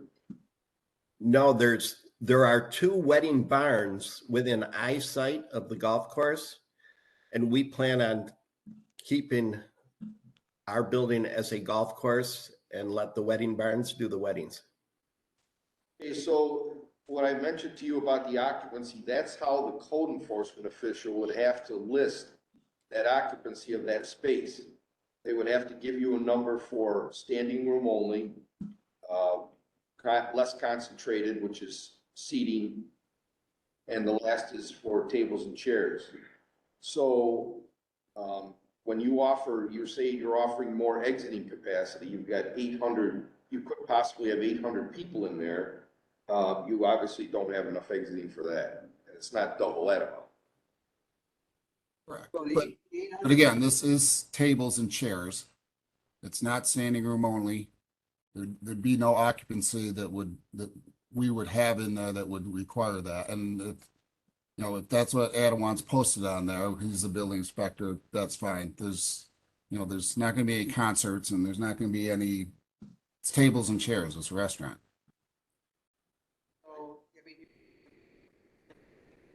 So, municipality post this space and limit it to 282 people?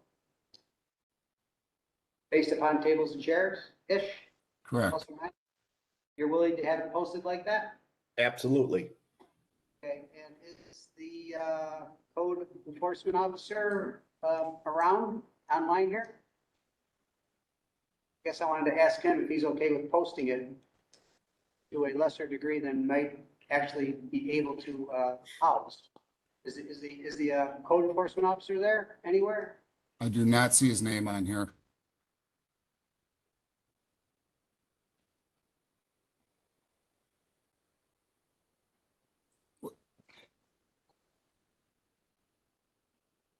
Andy, not to be facetious, but the room you're in right now, why couldn't that be standing room only classified as well? And is the occupancy posted in that room like that? What room are you talking about as existing? The same, I only have one floor plan here. No, I'm saying the room that you're in right now. It's a tables and chairs room. It's not a standing room only room. So I guess what's the difference if we're saying what the occupancy is for, which is A2, which is restaurant. It's not A1. It's not A2 is the assembly, is the occupancy that dictates that it's standing, or it's tables and chairs and not standing room. I get where you're coming from, and I think maybe my position is still the same. You are willing to have it posted at 282. Correct. Okay. And, yep, go ahead. Excuse me, David Flynn, I've got a couple of questions. So you have a kitchen here, I assume you prepare food. Do you have fryers, grills? What's in the kitchen? Yes. We have Yeah, we there's have a all kitchen those. system in there. Yep. Go ahead, Dave. Yeah, we have a couple deep fryers, grill, oven, and a complete fire extinguisher system in the kitchen. Second question, you're talking about, we're asking this board to grant you a variance from complying with the code to install sprinklers. And we've heard about a pond, but little else in terms of the details of your fire protection system that you're proposing. Please give us some details regarding the pond, the hydrants, pumps, whatever else you're going to have, should this variance be granted to provide an alternative to a fully sprinkler operation.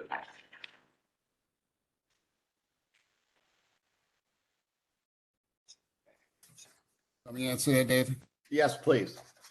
So the pond system and the hydrant system, the fire marshal and building inspector have given us a detailed drawings on how they want that constructed. Basically, the design elements that came from Livingston County of how the county mandates that reservoir ponds be constructed.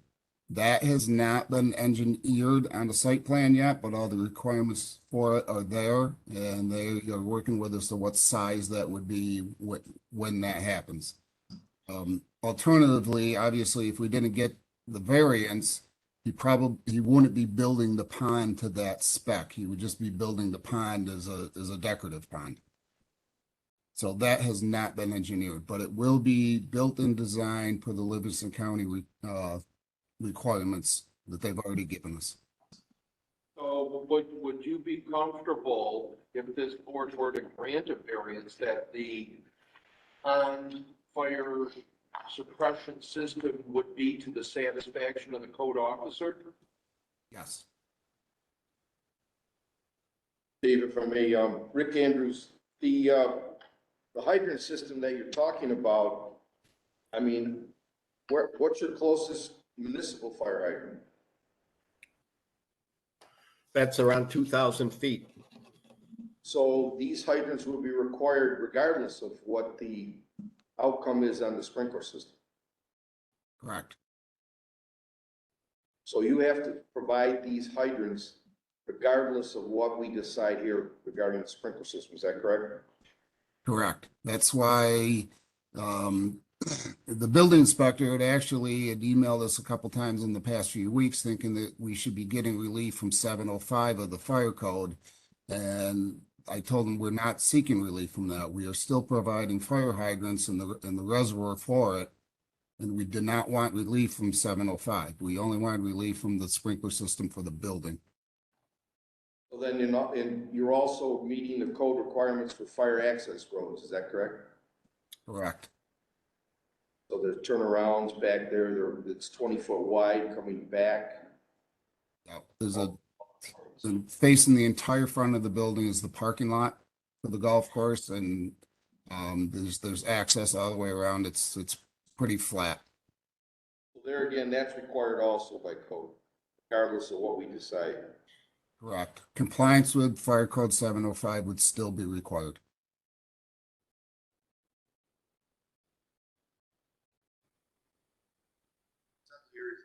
I'm sorry, Mr. Andrews, can you repeat that? You weren't, we couldn't hear you at the beginning of your statement. The fire hydrants and the fire access roads are required by code. So those are not alternatives. Those are code requirements regardless of what we decide regarding the sprinkler system. Compliance with 705 is required by code. There are sections in 705 where the locations and the amount of hydrants is up to the fire marshal.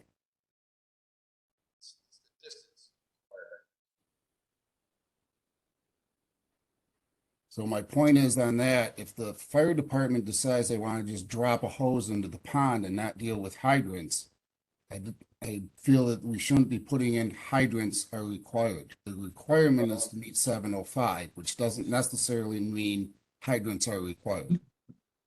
unfortunately, they are required. I'm not gonna get in an argument with you, but they are required by code, especially since you have a municipal water system. And you said that the closest hydrant's within 2,000 feet. You have to be within 150 feet, I believe, or 400 feet, or 400. 600 for sprinklers, so it is required. But anyway, the other things that I'd like to ask of both of you is, you're offering doubling the exit capacity. So that's something we have to discuss as far as what the occupancy load really is.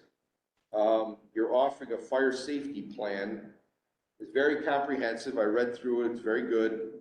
Unfortunately, fire safety plans are, they're put on the shelf.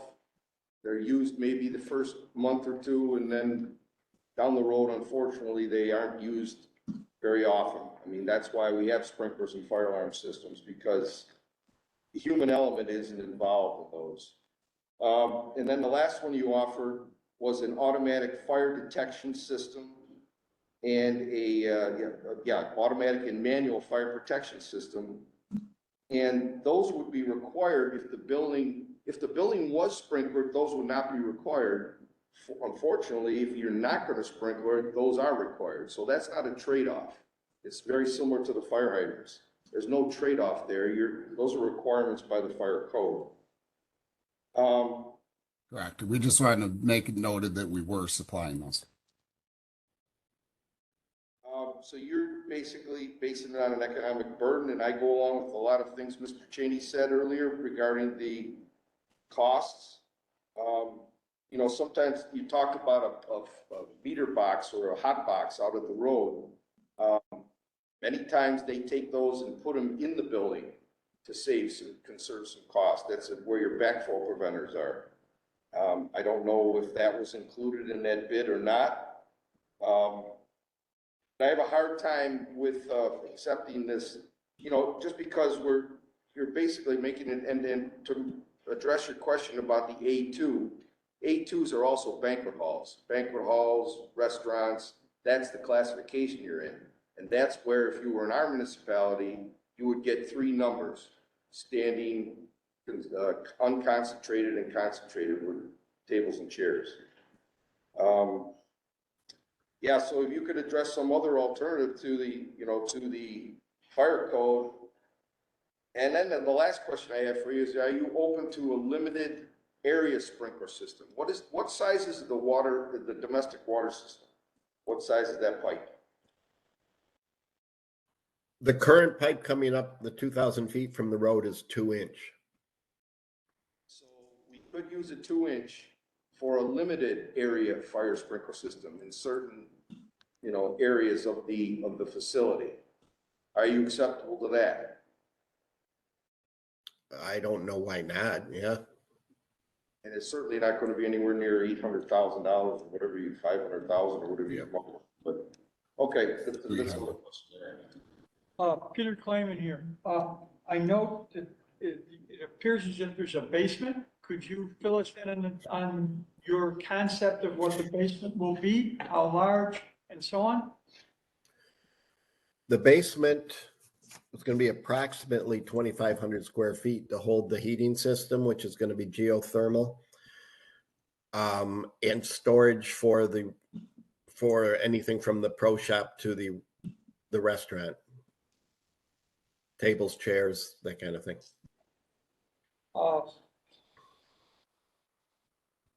Does your concept of the basement include windows? No.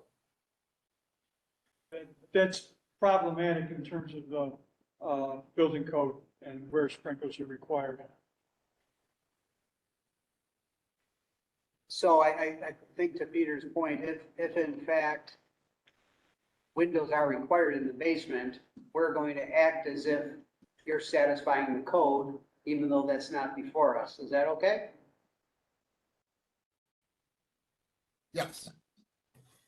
So you're going to figure out how to put windows in the basement so the local fire department can put a hose stream into the basement. Yeah, that's fair. So it looks to me like we have 3 sets of double doors out of the main dining area. One wall has 2 double doors and the other wall has a single door where the bay window is. Correct? So to the right side of the bay window is not another door comparable to the other side of the room. If we choose to move forward with your application contingent upon additional exiting, like another double door on that side of the dining area, is that something that you're open to? Yeah, I think we've already done that, actually. Already, so Yeah. though it's not on our plan, it's already, you did Yeah. it already? Yeah, I'm pretty sure we've already done that, so that would be fine too. Okay. And so, Rick, I want you to speak out loud regarding the location of sprinkler heads, limited number of heads relative to their operation, and where is a good idea to place them in the event that our deliberation covers that, so that he can hear it now.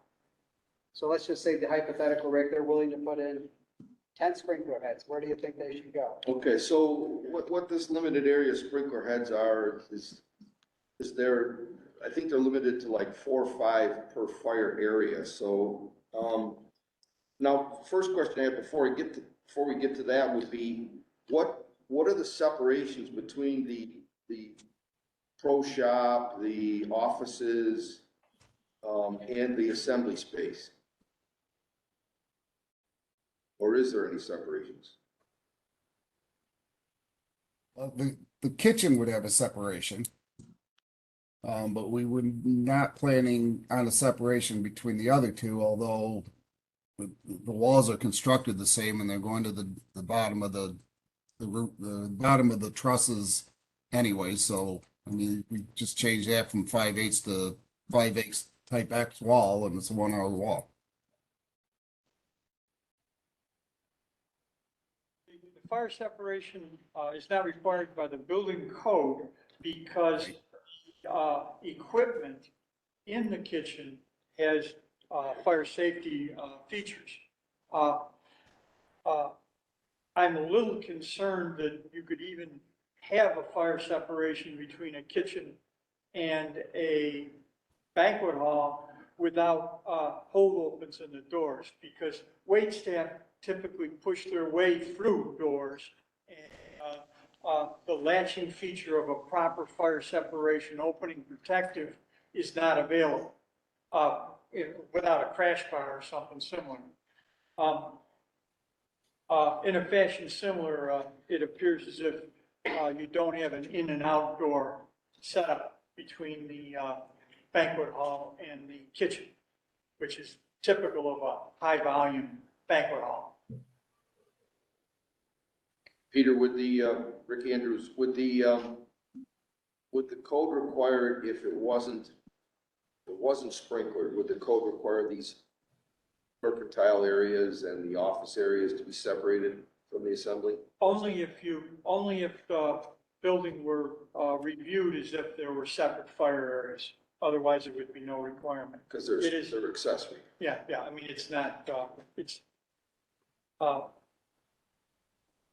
adjusting the approach to the building to make it into, say, 3 buildings, a commercial building to the left, as we look at the floor plan, the public assembly space in the middle, and a kitchen area, an ancillary area to the right would be moved. It wouldn't be compliant with the code at all. Okay. So, addressing Mr. Leiden's statement about the limited area, we certainly would like to see the kitchen have a couple heads in it, enough to cover, just in case a fire would get out of hand in that area. Your storage areas that, that people would be high hazard areas, it looks like there's is that a laundry there? Yeah. Laundry areas, 1 head. And even in the assembly space, because of these sidewall heads they have today, you could have something protect the exits. You could have a sidewall head shooting out into the assembly space. And they cover, so today, I think they go 25 feet out, and they have a fan spread of 12.5 feet, something to that area. So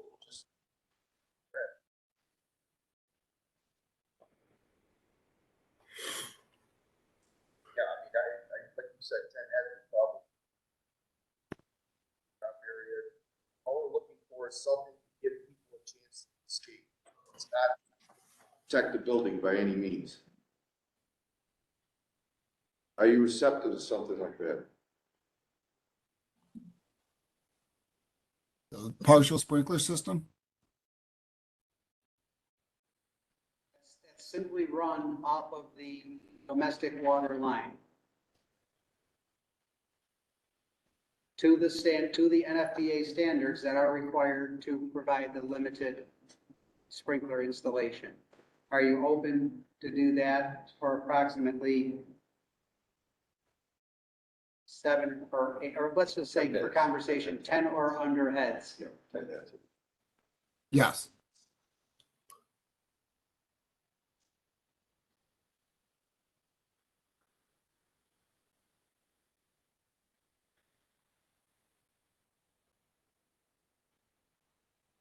Anybody in the public would like to speak on this matter? Anybody online would like to speak regarding this? Okay, at this point, we'll go into our deliberation room. If you folks have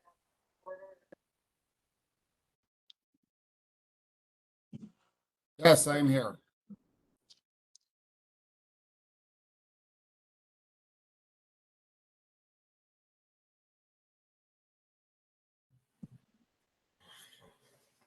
Court reporter, are you there? Yes, I'm here. Yeah, that's all.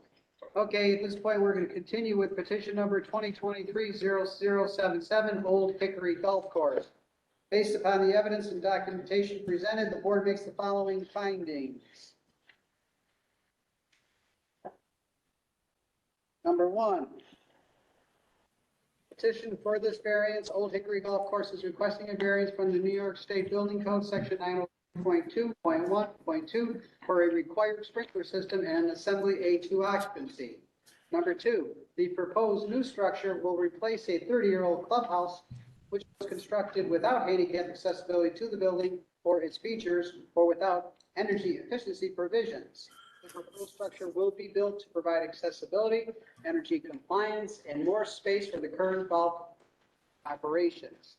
The proposed building will be approximately 8,500 square feet and will include a restaurant, bar area, as well as a golf pro shop. A partial basement will be approximately 2,500 square feet and will be used for utilities and storage for the building use only. Number 3, the new facility will provide safety features which, in lieu of a sprinkler system, will not substantially adversely affect the Uniform Codes provisions for health, safety, and security. Such features including double exit capacity requirements, manual and automatic fire alarm systems, and a fire safety plan. Number 4, the cost of the required sprinkler system would create an excessive and unreasonable economic burden. Refer to Exhibit A for estimates to provide the water service and the system. In addition, the town of Livonia's water service main at this location may not have the required capacity to support the sprinkler system. Number 8, a fire safety plan has been developed to ensure effective utilization of the features in the building. Number 8, dining room area shall be posted with an occupancy load not to exceed 282 people. This enforcement will be in the hands of the code enforcement officer, and the owner agrees to that maximum occupancy capacity. Number 9, an additional double door shall be added to the dining area. On the floor plan, it will be to the right of the bay window, totaling 4 double door exits. Number 10, 10 heads shall be added to the floor plan. These heads shall be off of the 2-inch domestic water line. 2 of those heads shall be at the kitchen, 1 at each exit door, and 1 at the pro shop area, for a total of 10 heads. That installation shall be in accordance with section 903.3.8 of the New York State Building Code. Fire code, actually both. Per the fire code, not the building code. Sorry. It should be noted that this variance does not provide any relief to the required hydrant installation. hydrant installation remains to be in accordance with section 507 Fire. of the fire code. Number 12. It should also be noted that the hydrant design shall be approved by and executed by a registered engineer. Mr. Chairman, I don't believe you read 6 and 7. 6 and 7. Oh, I guess 6. So 7 was omitted. An additional item that was not read. The structure allows for unobstructed fire response access on all 4 sides. That's an additional finding or condition. Oh, that one is, We eliminated that. we deleted that. Because we don't know. Whole letter. In accordance with the above findings, strict compliance with the provisions of the Uniform Fire Prevention and Building Code would entail practical difficulties or unnecessary hardship and would be unnecessary in light of alternatives which achieve the intended objective of the code more efficiently, effectively, or economically. Granting the variance would not substantially adversely affect the code's provisions for safety and security. Wherefore, it is determined that the application for variance as submitted with the conditions as noted is hereby granted. Do I have a motion? I make the motion. Do I have a second? I'll second. At this point, we'll conduct our vote. Mr. Andrews? I am going to vote yes, but I want the applicant to understand that condition we put in there about 507, fire hydrant, that needs to be addressed by the registered architect or engineer, I'm sorry. That is yes. Mr. Shaney? Yes. Mr. Clayton? Yes. Mr. Flynn? John Lydon is also in favor. The vote carries 5-0.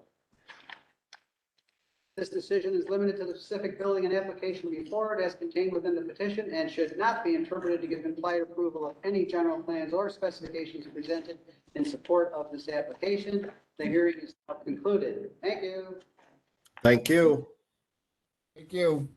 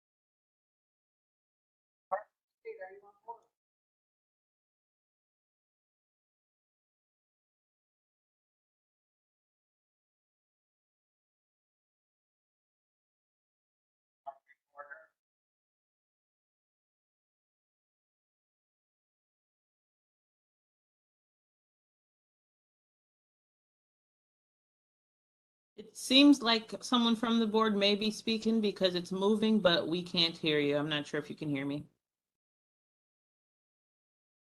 Can you hear us now? Yes,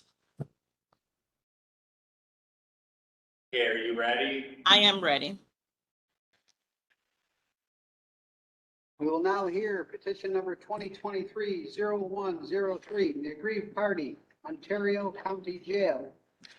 Nature of grievance and relief sought. Petitioner requests a variance regarding alterations to an existing building, the county jail. This application is for a building type 1B approved I3 occupancy. Building consists of 2 stories and has a gross area of approximately 165,765 square feet. Building is located at 3045 County Complex Drive, City of Canandaigua, County of Ontario, State of New York. Petitioner seeks relief from 19 NYCRR 1225, the 2020 Fire Code of New York State. Section 903.3.1.1.1, paragraph 4. Exempt locations. And it reads, automatic sprinklers shall not be required in the following rooms or areas where such rooms or areas are protected with an approved automatic fire detection system in accordance with section 907.2 that will respond to visible or invisible particles of combustion. Sprinklers shall not be omitted from a room merely because it is damp or of fire resistance rated construction or contains electrical equipment. Number 1, a room where the application of water or flame and water constitutes a serious life or fire hazard. Number 2, a room or space where sprinklers are considered undesirable because of the nature of the contents, where approved by the fire code official. Number 3, generator and transformer rooms separated from the remainder of the building by walls and floor ceiling or roof ceiling assemblies having a fire resistance rating of not less than 2 hours. Number 4, rooms or areas that are of non-combustible construction with wholly non-combustible contents. 5, fire service access elevator machine rooms and machinery spaces. Number 6, machine rooms, machinery spaces, control rooms, and control spaces associated with occupant evacuation elevators designed in accordance with section 3008 of the Building Code of New York State. Petitioner requests relief to apply exemption in paragraph number 4 to a new sub-day room being constructed. At this point, you may present your case. Okay. Mark Kukufka, Labella Associates, 300 State Street, Rochester, New York.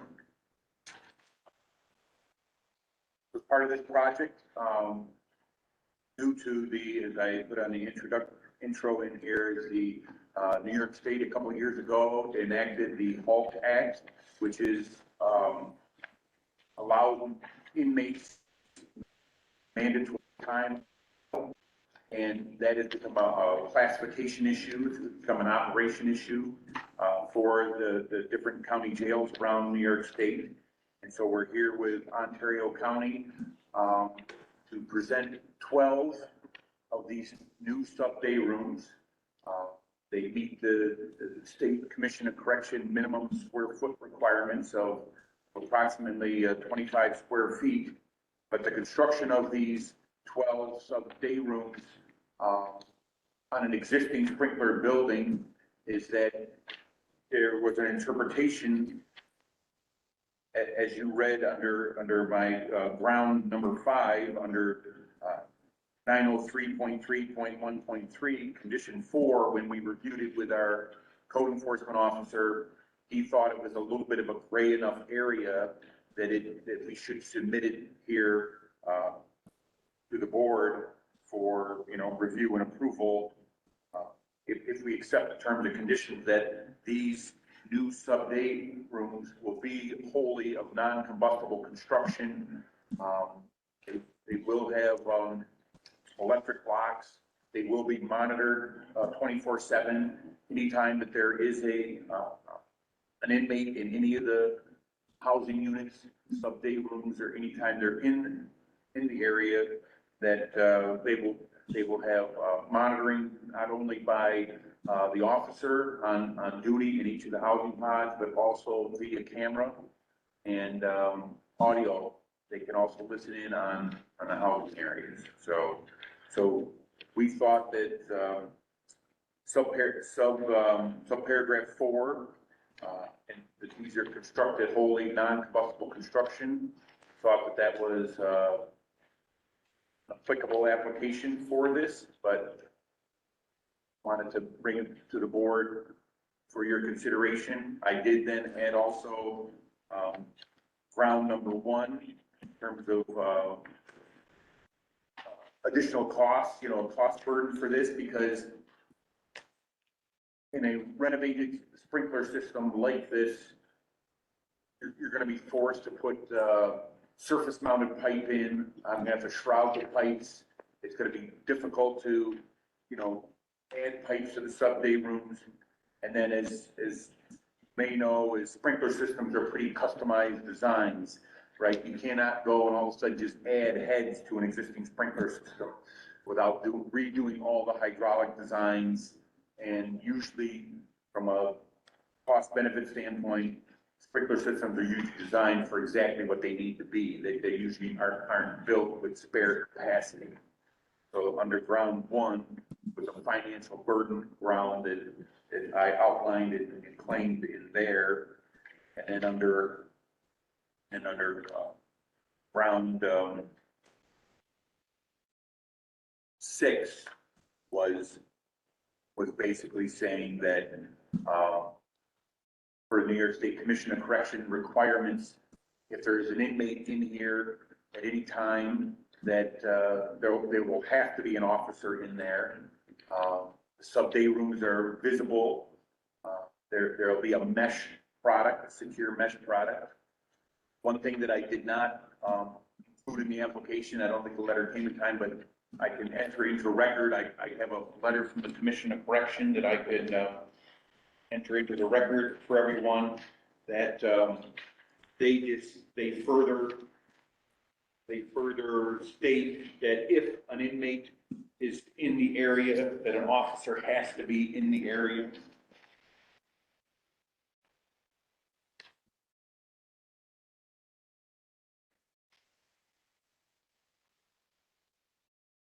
And I have Chief Lambert here today, who can also,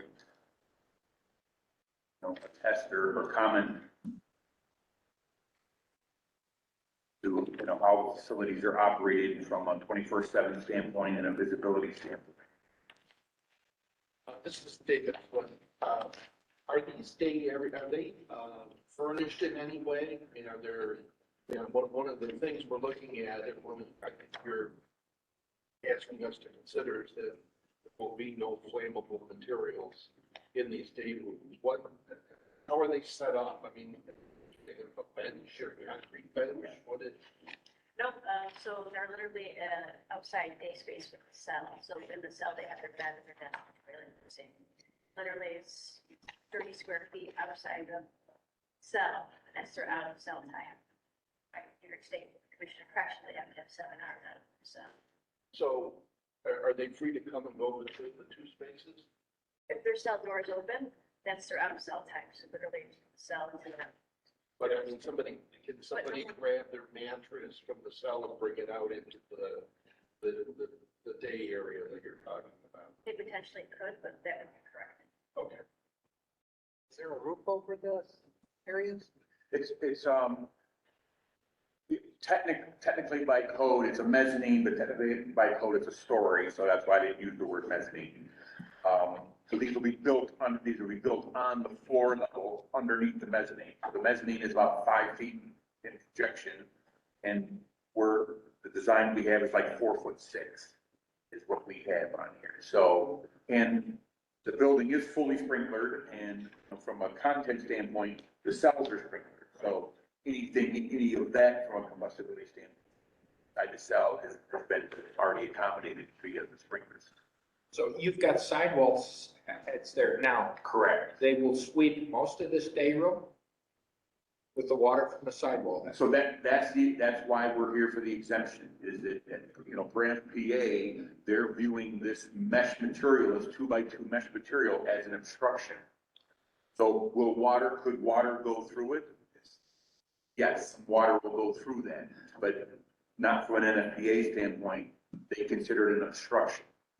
So that's why we're going, and we reviewed subparagraph 4 of all non-combustible construction. We thought that was an applicable relief for those areas. But when we talked about it locally, and I believe the code enforcement officer is online for that, it just was a gray enough area that we said, and it's a sprinkler system, we will go to the board for final interpretation.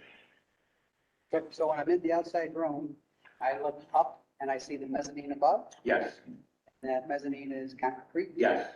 And it is 6 feet above. I had 8 feet. It's probably on, I have it on the drawings, it is, It is 7'4". So the lighting is above there, smoke alarms are up there, there was a speaker system up there. Like that. So the sprinkler, the sidewall sprinkler head that's there is only covering, the only reason the sidewall head below the mezzanine is to cover that shadowing of the mezzanine. Because I had sprinklers above in the ceiling on the 2-story area that covered the rest of the open floor. The NFPA looks straight down, and they look at it. So it's just this small 25 square foot, 30 square foot area that is being missed. And in reality, it's getting something. It's getting, in reality. It's getting something, because that's my question about the mesh. I didn't know what the size. 2 by 2. 2 by 2 opens. 2 by 2 openings. So you are gonna get washed to come in here, definitely. Are the heads on the underside of the mezzanine? No, They're they're not. Sidewalls. for the photographs that I put in the snippet, they're side. They're built right into the soffit. They For come right. Y chases, so every 2 cells, you have a mechanical chase between each cell, and they drill through the Y chase to provide the sprinkler head to the sidewall head. No exposure. It'd have been tough putting it in the ceiling, because you have precast concrete plank or something is the ceiling. Rick Andrews again, you mentioned about, somewhere here, I was looking through to try to see if I could find it. You mentioned about fire alarms that you're willing to put into those pods, It already has. into those little areas you, Well, the whole place has okay, so they're not gonna be specifically in those pods. because there's a mesh, the 2 by 2 mesh, it's already outfitted for code. We just, that was a condition that had to be met per the exception of paragraph 4. And so we just said, yep, we comply with, having the automatic fire detection system according to 907.2 Throughout the building. Yes. How old is this facility? No, 5 years. Have you had any fires there in that time? This is David Flynn. So obviously, if they're in the cell, their means of egress is the door. If they're in this day room, how, and there's a fire or someone needs medical attention, what's the means of egress from that area? It'd be the same. So it'll be a remote controlled automatic lock per the New York State Building Code. So his cell door has a remote automatic lock. The sub day room's gonna have a remote controlled automatic lock. And as an I3 occupancy, it's gonna have a key override. You've got emergency generator, you're gonna have a key override. The key would not be on the unit, but if a rover would bring the key in, so it's all of that is New York State Building.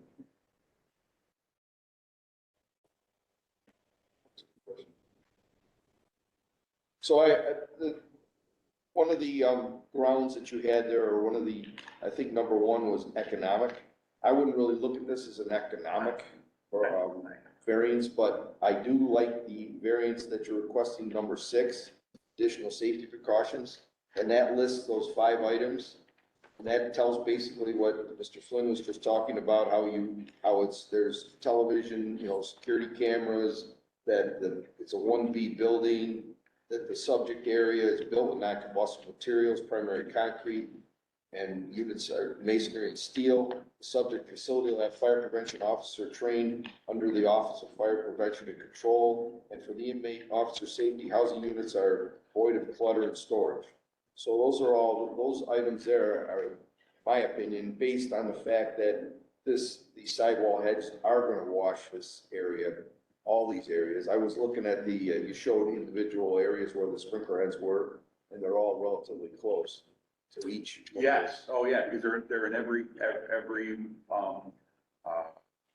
Y chase, so you got a cell chase, cell chase, cell chase, and there's a sprinkler head, everyone. Now, will this mesh unit start from the floor and go up, or does it start halfway? No, floor. So floor to the ceiling, floor to the other side of that mezzanine? Yes. A three-sided enclosure. It's wide open enough to catch some of the wash. Yeah, and then we obviously want it wide open enough from an operational standpoint. I want to see movement. I want to see if somebody's in there, So I put. So I think our code official may be here. Code official, would you like to, jump in on this? Hey, this is Tom Harvey. In answer to your question, I'm the Director of Planning. I was also the project manager during construction of this facility. It was constructed in 2002 and 2003, first occupied in November of 2003. And the question about, has there ever been a fire at this facility? Yeah, a couple of times early on, like 2004 timeframe, I think an inmate tried to set a mattress on fire, didn't work very well. Tried to set some toilet paper on fire from within a cell, but those are the only incidents that I'm aware of. Thank you. Thank you. Would you like to add anything additional to the conversation here? No, I don't have anything. I just want to make sure that the areas are all covered. Oh, I'm Terry Saxby. I'm the code officer with Ontario County, and I just wanted to make sure that these areas with this mesh, that the coverage, I know it wasn't going to be the same as originally designed, and I just wanted to make sure everything's in order, or get a variance and have some people look at it besides just me making a decision on it. Yeah, or a certification that. And I don't really do local variances or anything. The coverage is the same, exactly. So From the sprinkler head. So for the record, you are in favor of this variance as presented? Yes. Okay. Anything additional? You folks want anything additional? It's 24/7 operation, so there. Sounds good. Anybody in the audience would like to jump in on this one? Is there anybody online that wants to add any comments from the public on this? So I think we're safe at this point. You guys head out to the court or we'll deliberate. Before we do that, can I get the chief's name? Can I have the spelling of her name? Stacy Lambert, Lambert. Thank you.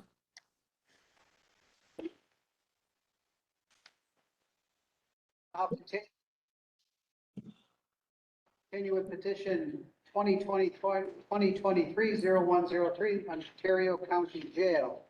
Based upon the evidence and documentation presented, the board makes the following findings. Number one, the work described in the following variance request will be constructed within 3 of the 8 inmate housing units where a correction officer is on duty 24 hours a day, 7 days a week, observing the inmates and the housing units to maintain function and safety of the unit. Number two, all housing units have cells located on 2 levels, with both being fully visible by the housing officer. The existing cells are constructed of non-combustible steel with concrete. Day room floors, mezzanines, and walls are made of non-combustible concrete with steel structural supports and steel framing.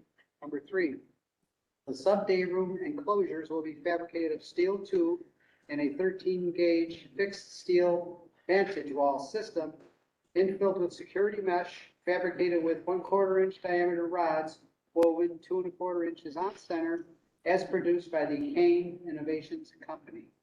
The security mesh and framing will go from floor to the underside of the mezzanine and be provided with a security door of the same material with a 5 by 18 food pass opening.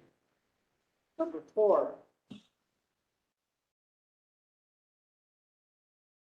The relief sought is to eliminate only the sprinkler system and the proposed new security. The proposed new secure. You just weren't sitting. Floors, the housing pilots are, Yeah, I guess I can go back. Let me start right there.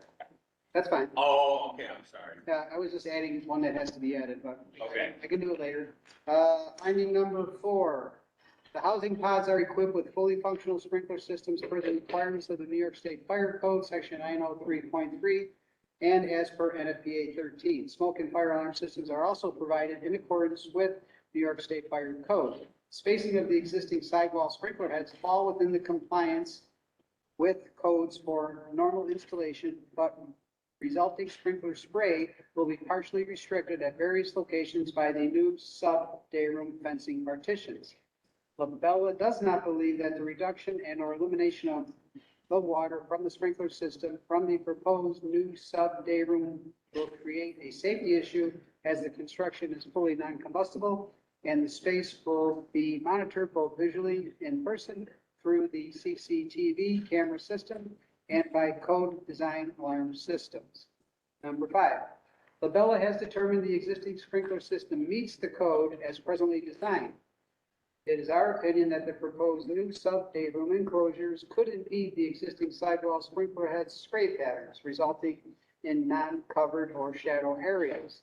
Therefore, under strict compliance, an additional sprinkler head would be required to cover the shadow areas.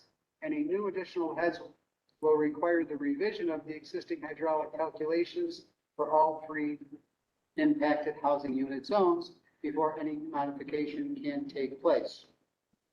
Based on our experience, this will require modifications to the existing piping systems in each zone, construction coordination within the existing housing units, and possibly resizing of mains to accommodate demands for the new sprinkler heads.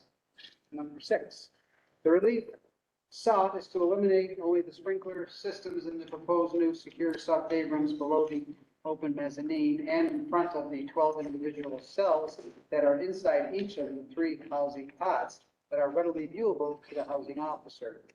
Number 1, the building is in I-3 jail occupancy with trained personnel on 24 hours a day, 7 days a week within the facility. There is also an officer stationed within each of the 3 housing units in question, as well as a building security central control facility with CCTV security cameras observing the entire day room, which includes direct two-way communication devices to be able to talk directly with the housing unit officer if needed. Number 3, the building is of type 1B fire-resistant construction.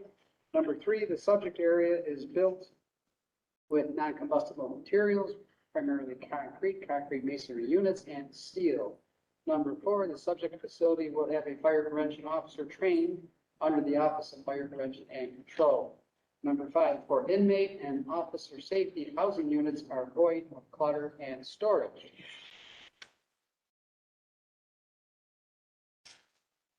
In accordance with the above findings, strict compliance with the provisions of the Uniform Fire Prevention and Building Code would entail practical difficulties or unnecessary hardship and would be unnecessary in light of alternatives which achieve the intended objective of the code more efficiently, effectively, or economically, and granting the variance would not substantially adversely affect the code's provisions for health, safety, and security. Wherefore, it is determined that the application for variance as submitted is hereby granted. Do I have a motion? Also move. A second? I'll second. We'll have a vote. Mr. Andrews? Yes. Mr. Shenny? Yes. Mr. Klingon? Yes. Flynn? Yes. John Biden is also in favor. The vote carries 5-0. This decision is limited to Pacific Building and the application before it as contained within the petition and should not be interpreted to give the implied approval of any general plans or specifications presented in support of this application. Hearing is now concluded.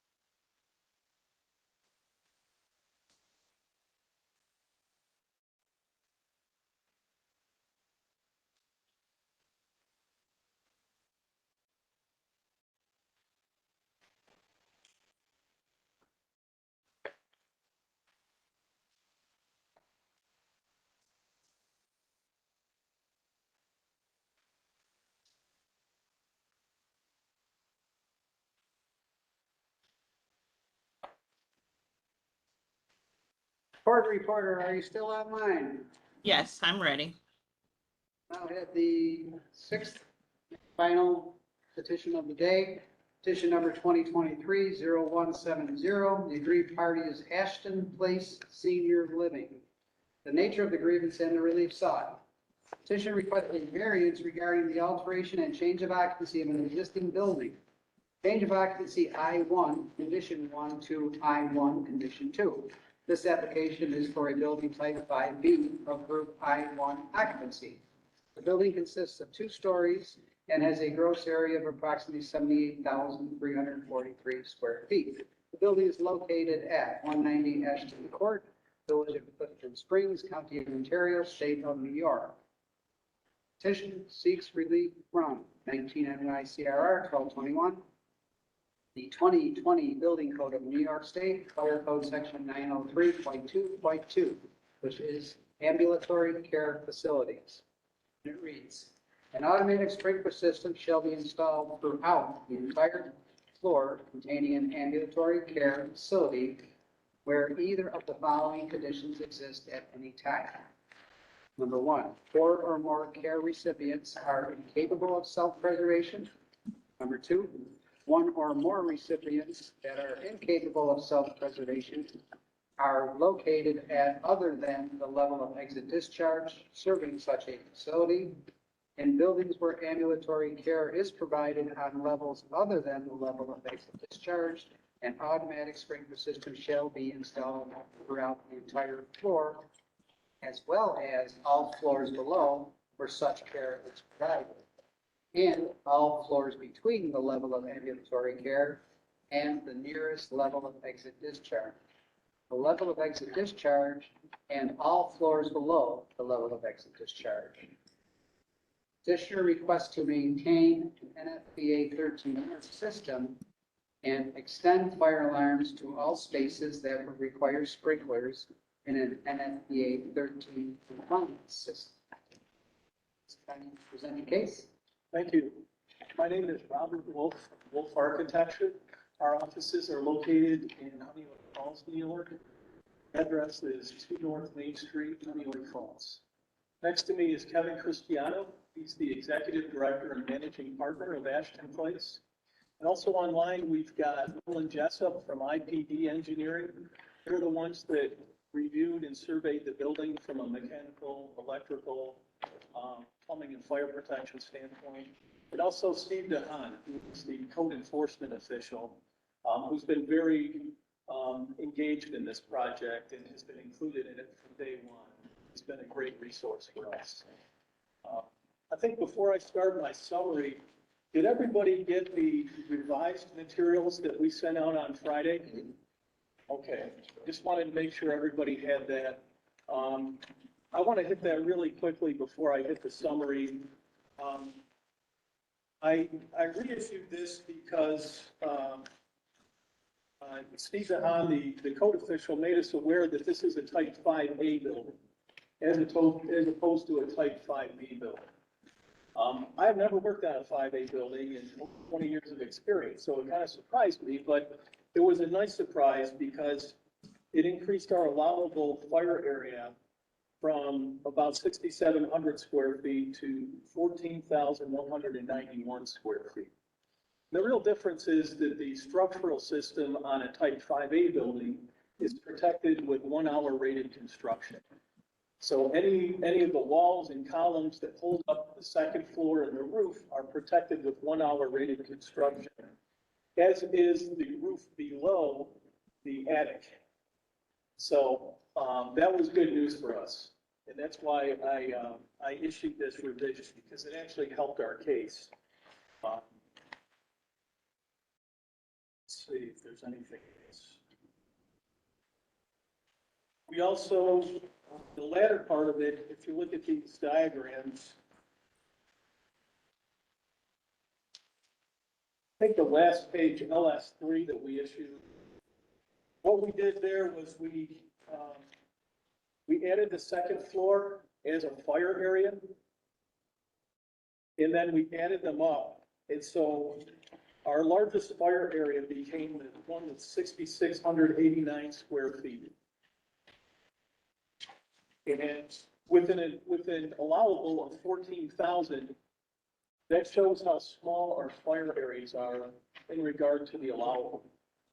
So for instance, the percentage of our fire area is 48%, our largest one. Is this an existing building? I'm sorry. Yes, it is an existing building, thank you. I'll talk about that in my summary.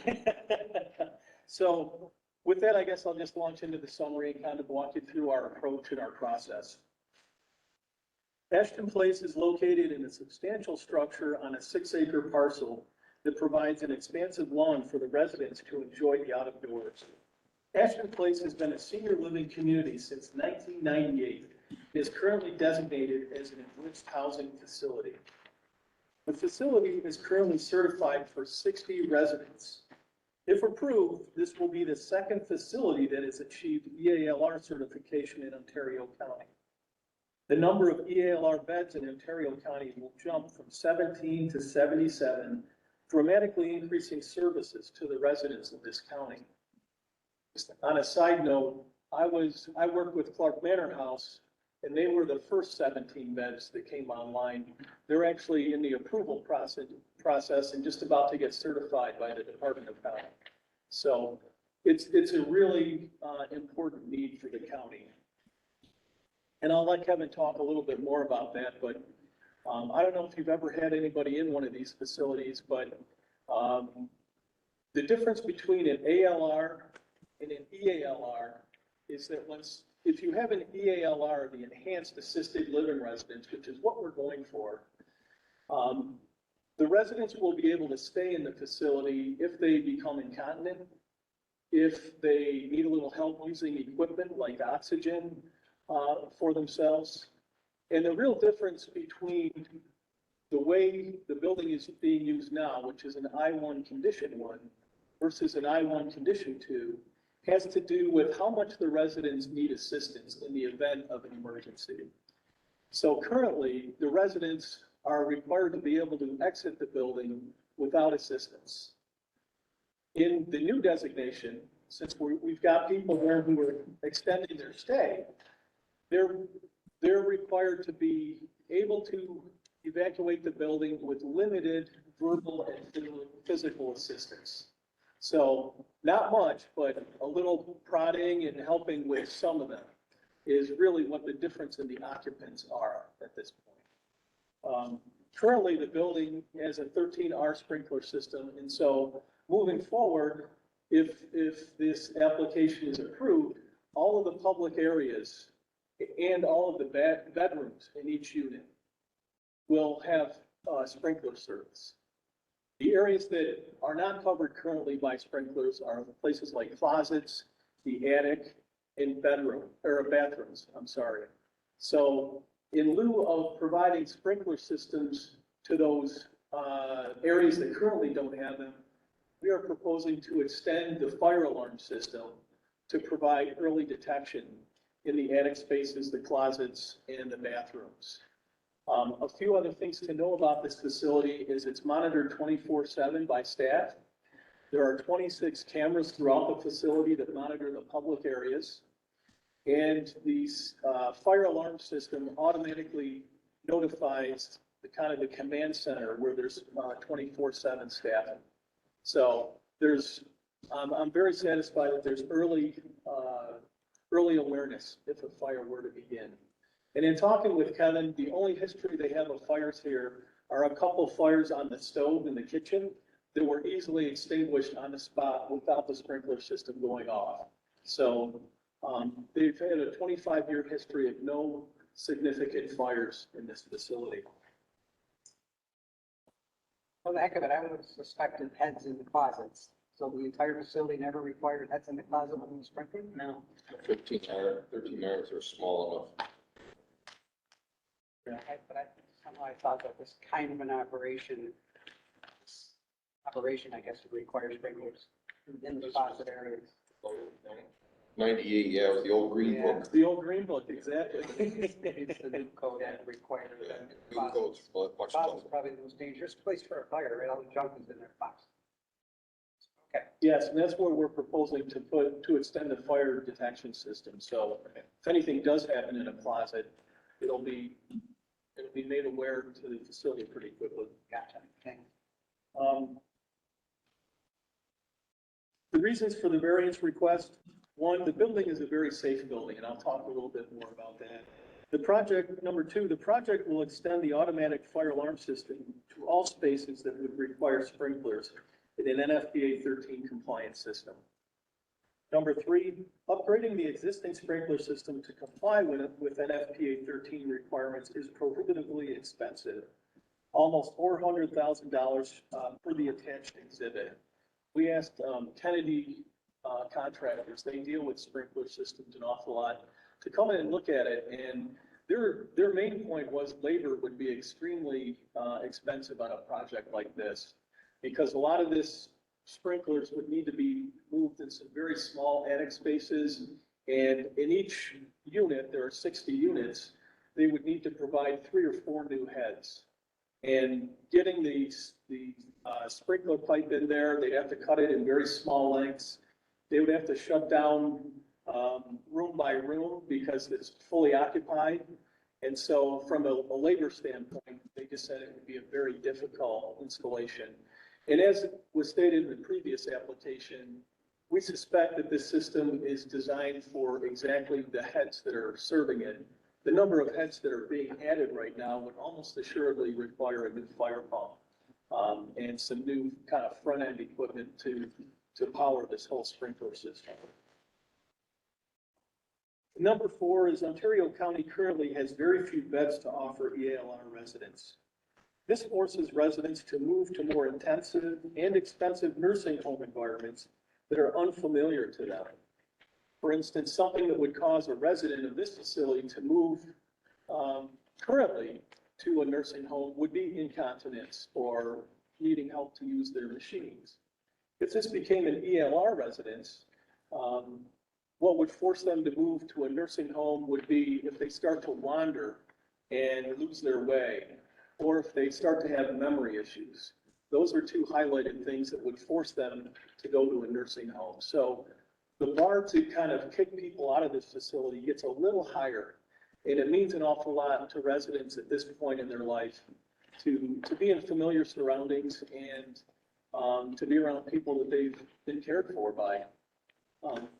As a side note, I have worked on other similar projects, and in working on them, I've dealt with people at the DOH, and the lady there who's got an awful lot of experience said, you can tell a lot by a facility as soon as you walk in. How is it kept? Are the residents happy? Is it clean? How's the food there? It's simple things like that.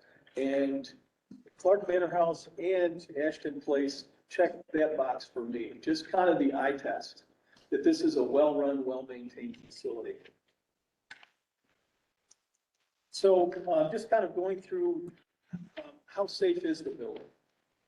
When considering the safety of a building, the building code considers many factors, and here are some highlights. How big is the building? This one's 78,000 square feet. How big is the fire area? The largest fire area is 66,089.28 square feet. 14,191 is the allowable square footage. And so the largest fire area is 48% of what's allowable. So the fire compartments in this building are small. I think that's important.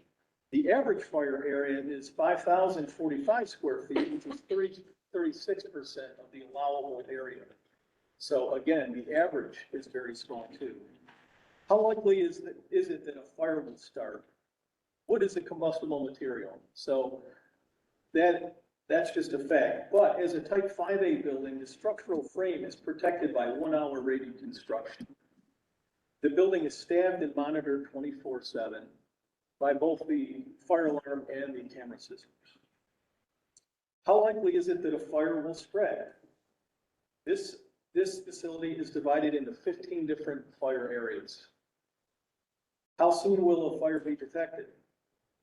Well, the fire detection system is monitored 24/7. How soon will a fire be extinguished? The building is equipped with a 13R system that provides sprinkler coverage in all public areas, including exit corridors. Within the units, all rooms are covered except for bathrooms, closets, and exterior balconies. Another thing that's really worth, number 6, how long will it take to get out of the building? Egress distances. The average travel distance is 53.9 feet out of the allowable 250 feet. This is 22% of the allowable travel distance. One thing that's really interesting to note, I've never worked on a facility like this. This building has 55 doors that lead to the exterior from the first floor. So each of the first floor residents has 2 ways out of the building. One is to go down the hall and out a fire door. The other one is remotely right out of their unit. So they've got these doors that open out, and that's the best case scenario, as you know, to be able to discharge immediately from your unit. So all of the first floor spaces have that. That's 40 people, and then each of the wings has 3 public protected fire stairs that discharge directly to the outer doors. So this is a very easy building to get out of, and you can see. And then I talked a little bit about the residents as far as getting out of the building. These are people that still have their memory. They live in this space, so it's very familiar to them. It's not like they're going to a business that they visit once a month.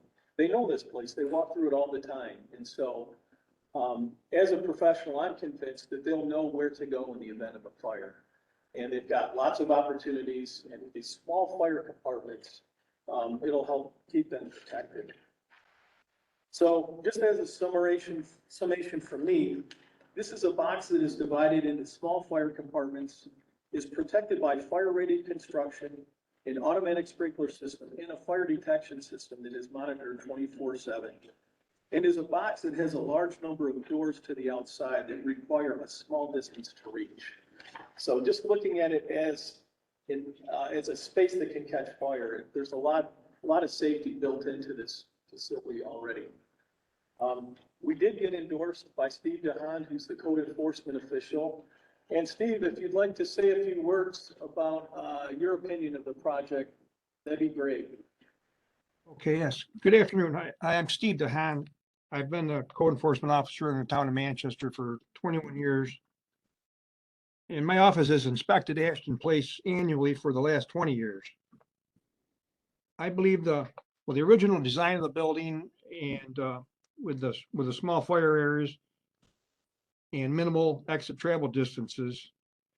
And I believe that the addition of the smoke detectors in the closets, toilet rooms, and the attic spaces would mitigate the need for sprinklers in those areas.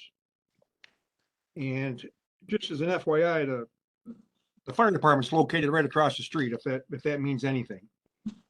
And really, I can't add much more to what Rob said. He's stated all the safety issues about the building and the way the building is already designed. And I would just like to thank you for letting me speak in favor of granting the variance. Thank you, Steve. All right, now Kevin, if you'd like to say a few words. Yeah, thank you. This is such an important addition to what we offer our residents right now. As Rob stated, we really want our residents to be able to age comfortably in their home and have the services come to them when they need them. Right now, they are ending up in that higher level care nursing home, which they do have a place. Sometimes it's for things like incontinence, managing O2 equipment, perhaps squeezing an eye drop bottle.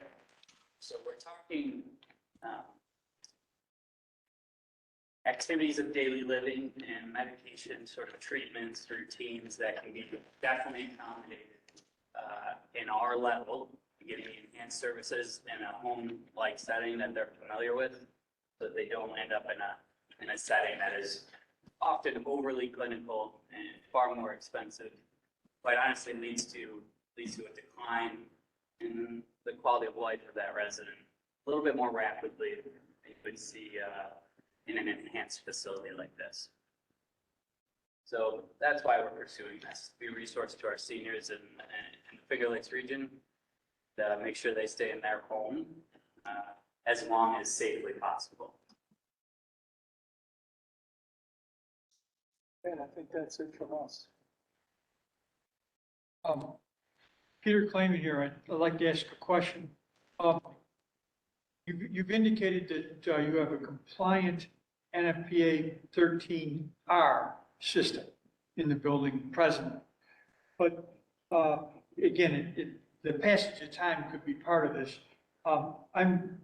Normally I would expect draft stopping every two apartments in the attic, but it appears as if the masonry walls go up through the attic at each area. Yes, So there would be four apartments between the masonry walls in the attic. 2-hour firewalls go from the first floor up to the underside of the trusses. Just to the underside of the trusses. Yes. I see. And is there any draft stopping every two units up there? That I don't know. So you can have air movement over the top of your 2-hour wall to the next section? Well, you probably got the 2 foot or 4 foot of non-combustible roofing or something. Yes. Yeah, there's something probably means it that. So the masonry walls do go up into the attic? I believe they do. I think I misspoke. We need to know that. Because you understand where we're coming from, that's an aspect of the lack of fire protection in the attic significantly is the difference between an NFPA 13 and an NFPA 13R. Yes. And the code requirements, I believe the code requirements you want a variance for is to have a more secure I category, and that more secure I category requires a 13 system. Yes. Okay. So in that regard, maybe would the building inspector know? Steve, by any I'm chance, sorry, I don't know that.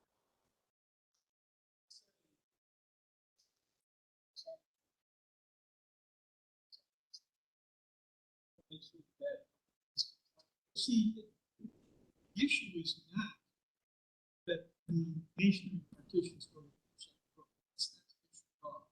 I'm sorry, we're unable to hear you guys. I see, Mr. Clement, your hands are moving, so I assume you're talking, but we can't hear you.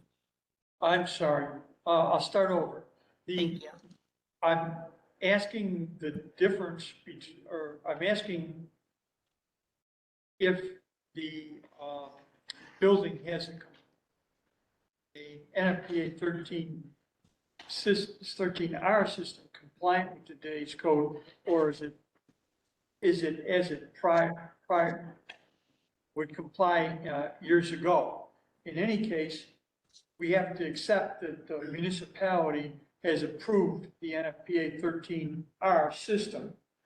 But the significance of the safety is that the 13R system only requires, to today's code, draft stopping every 2 apartments. And they typically would put a draft stopping fabric or something on a truss. And they would, break it up that way. I'm not terribly concerned about it, other than to learn if that safety feature is in place. A second aspect of the safety of the building that I'd have a question about is,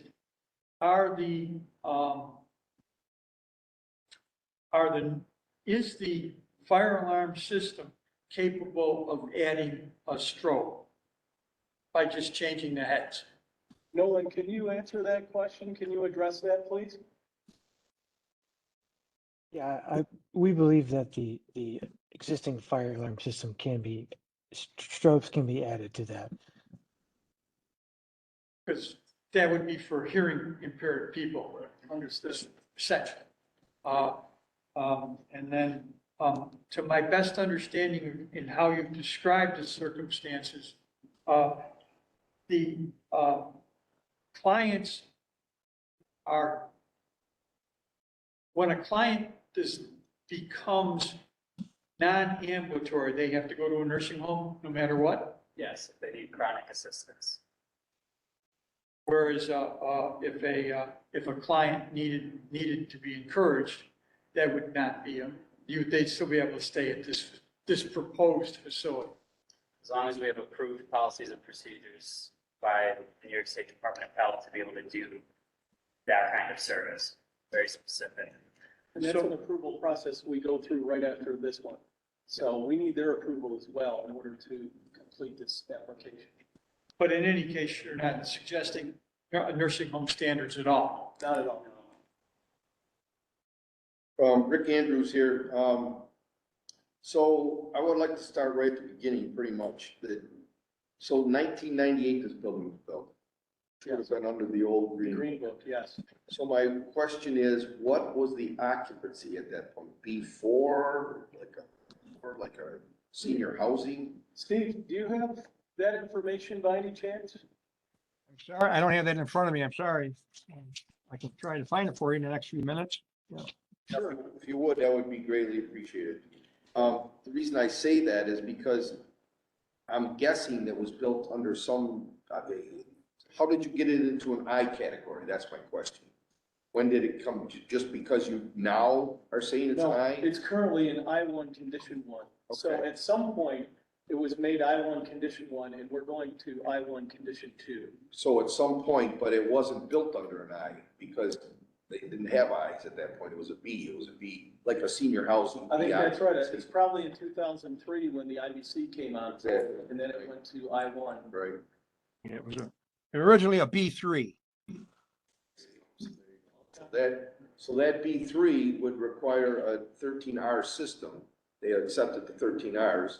We used to try to con them into putting heat detectors in the attic because there was no protection up there. It wasn't required, but most of them would comply with it, go along with it. So that's the first thing I want to determine where we were at, how we got to that point. The next one, I guess, is for our board. Is this truly a change of occupancy? I know if you go to an I1, I2, I3, I4, that's a change of occupancy. But if you go from an I1 to a subcategory, is that a change of occupancy? That's my. Your research showed that it is still a change? Honestly, I always try to go conservative. That's the way I approach codes. I wrestled with that too. I was like, is this a change of occupancy? Do we need to address chapter 10? But I said, I try to be conservative in my analysis. You know that, Andy? Do you know the I answer? was just gonna ask Erica. Erica, did you hear, are you here, Erica?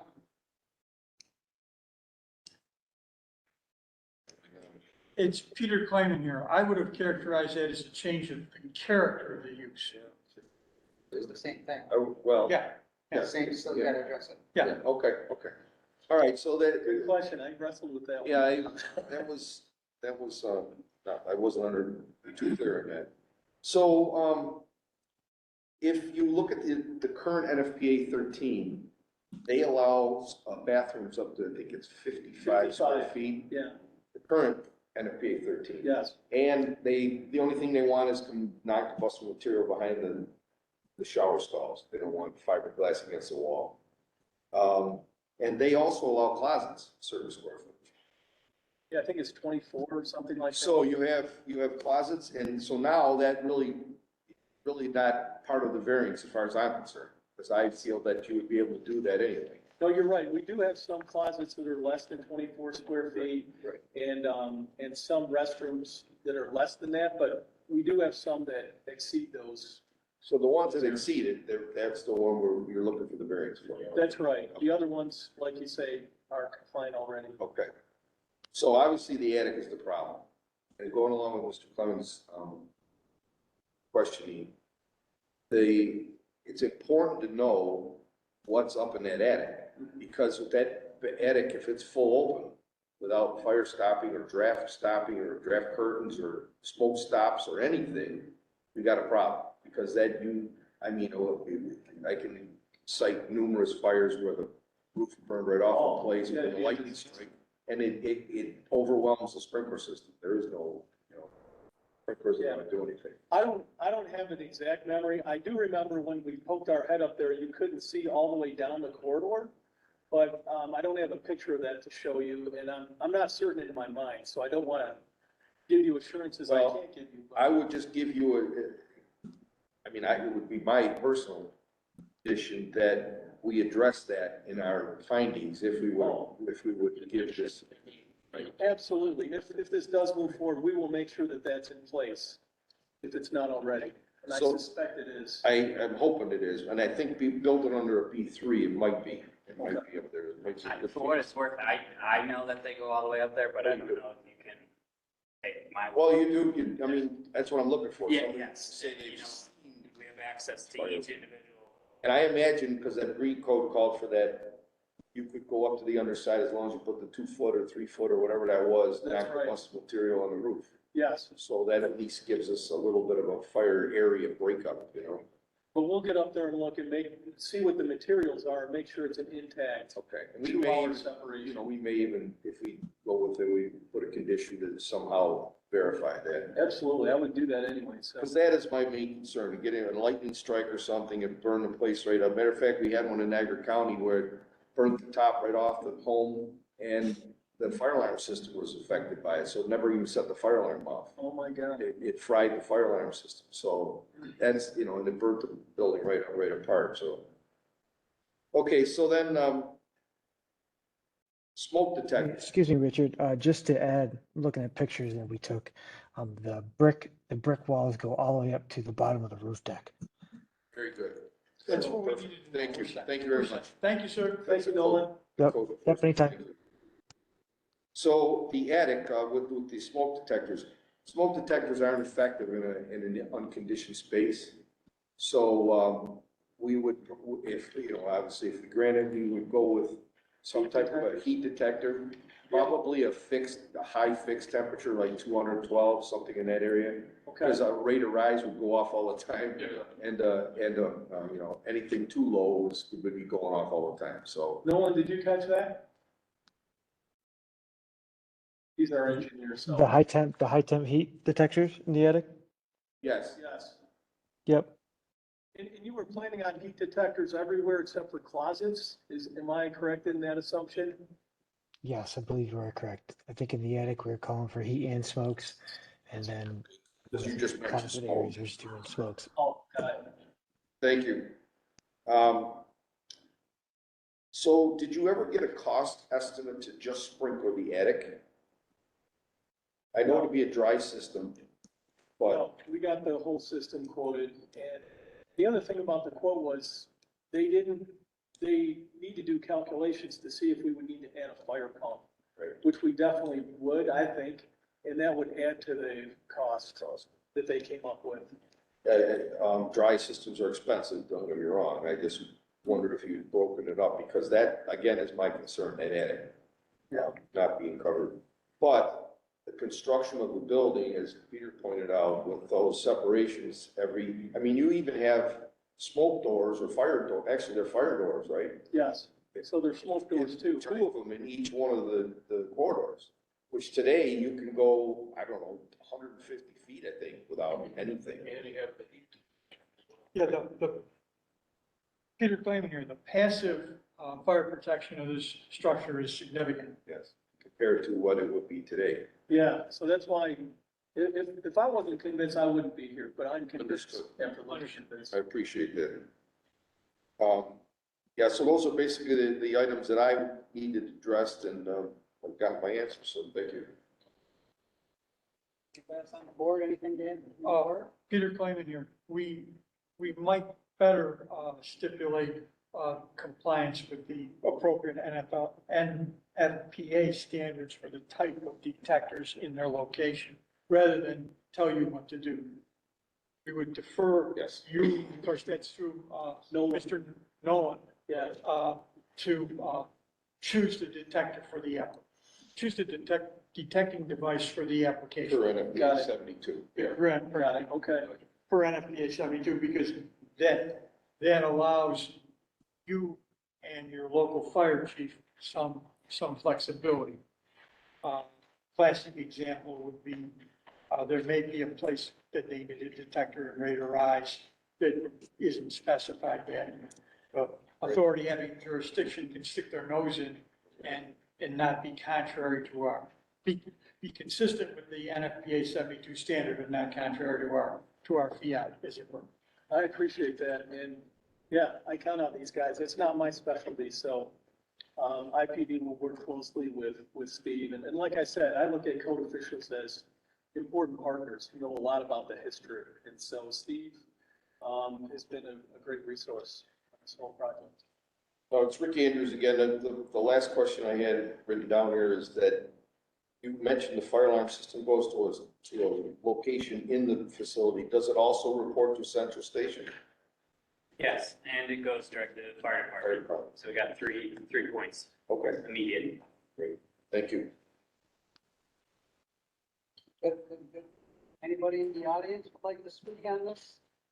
Anybody online who would like to add anything to this hearing?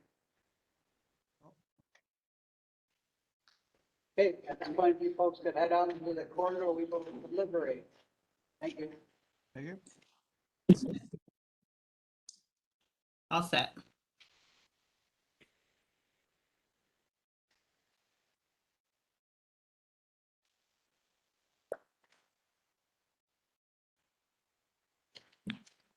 All right, we will now resume. Petition number 2023-0170, the Ashton Place Senior Living. Based upon the evidence and documentation presented, the board makes the following findings. Number one, Ashton Place is located in a substantial structure on a 6-acre parcel that provides an expansive lawn for the residents to enjoy the out of doors. Ashton Place has been a senior living community since 1998 and is currently designated as an enriched housing facility. The facility is currently certified for 60 residents. If approved, this will be the second facility that has achieved the EALR certification in Ontario County. The number of EALR beds in Ontario County will jump from 17 to 77, dramatically increasing services to the residents of Ontario County. Number two, this facility is currently occupied as an I-1, Condition 1, enriched housing facility. It is seeking to be certified as an I-1, Condition 2, enhanced assisted living residence. Number three, in order to achieve the EALR certification, we are asking for a variance in regard to section 903.2.2, the automatic sprinkler systems in the building codes of New York State. This section of the code states that an automatic sprinkler system shall be provided throughout buildings with a Group I fire area. Four, the project will extend to the automatic fire alarm system to all spaces that would require the sprinklers in an appliance system. Upgrading the existing sprinkler system to comply with NFPA 13 requirements is prohibitively expensive, almost $400,000 per the attached exhibit. 6, Ontario County currently has very few beds to offer EALR to residents. This forces residents to move to more intensive and expensive nursing home environments that are unfamiliar to them. Residents move out of the facility that has been their home, leaving behind important friends and caregivers. Number 7, this project's classification of work is predominantly a level 1 alteration with select limited areas of level 2 alterations. Minor electrical and mechanical upgrades, added grab bars in the toilet rooms, and converting 8 units to be accessible units. The facility has been in constant use since 1998 as an enriched housing facility. Number 8, as a level 1 alteration, the New York State existing building code states, conformance section 701.2 states that an existing building or portion thereof shall not be altered such that the building becomes less safe than its existing condition. Number 9, the building is served by an NFPA 13R sprinkler system. Number 10, each of the 4 wings of sleeping units is divided into 3 areas, separated by a 2-hour barriers. The central service area is separated from each wing by a 2-hour fire barrier. Number 11, fire areas are much smaller than are allowed in this type of building. The allowable size is 6,090 square feet. Actual fire areas are all below 3,626 square feet, which is 60% of the allowable. Number 12, each one of the first floor units has a means of egress that discharges directly from the unit through a door to the exterior.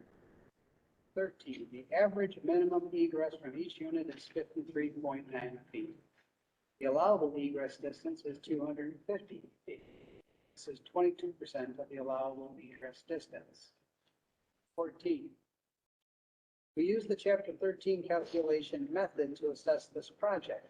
Since the New York State Building Code does not allow I-1 occupancies to use this method, we treated the facility as though it was an I-2 occupancy in this exercise.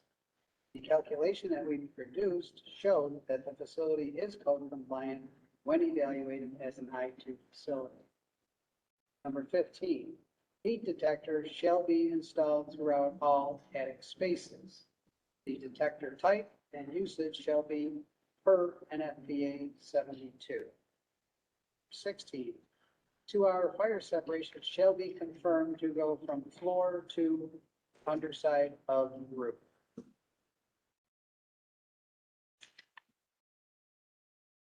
In accordance with the above findings, strict compliance with the provisions of the Uniform Fire Prevention and Building Code would entail practical difficulties or unnecessary hardship and will be unnecessary in light of alternatives which achieve the intended objective of the code more efficiently, effectively, or economically, and granting the variance would not substantially adversely affect the code's provisions for health, safety, and security.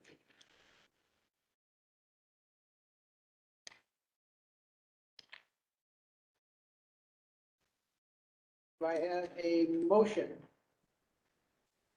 I motion we approve. Do I have a second? I second the motion, Peter. At this point, we'll conduct our vote. Mr. Andrews? Yes. Mr. Shanky? Yes. Lee? Yes. John Lyden is also in favor. The variance is approved as opposed by a 5-0. This decision is limited to specific building and application before it, as contained within the petition, and should not be interpreted to give implied approval of any general plans or specifications presented in support of this application. The hearing is now concluded. Thank you. Thank you. Thank you. Thank you. Thank you for your service. Appreciate it. Thank you. Steve, thank you for your service, and Steve and Nolan coming on.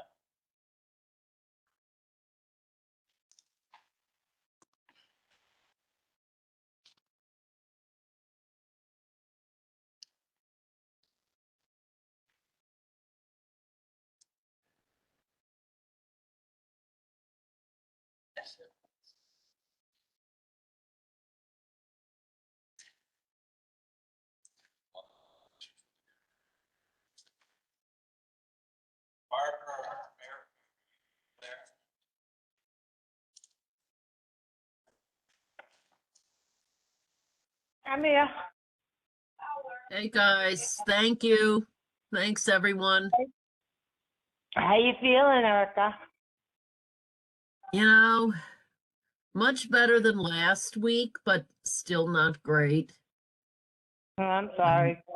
Yeah, it's really, I'm just super tired all the time and no sense of taste or smell at all, which is. Is it the first time?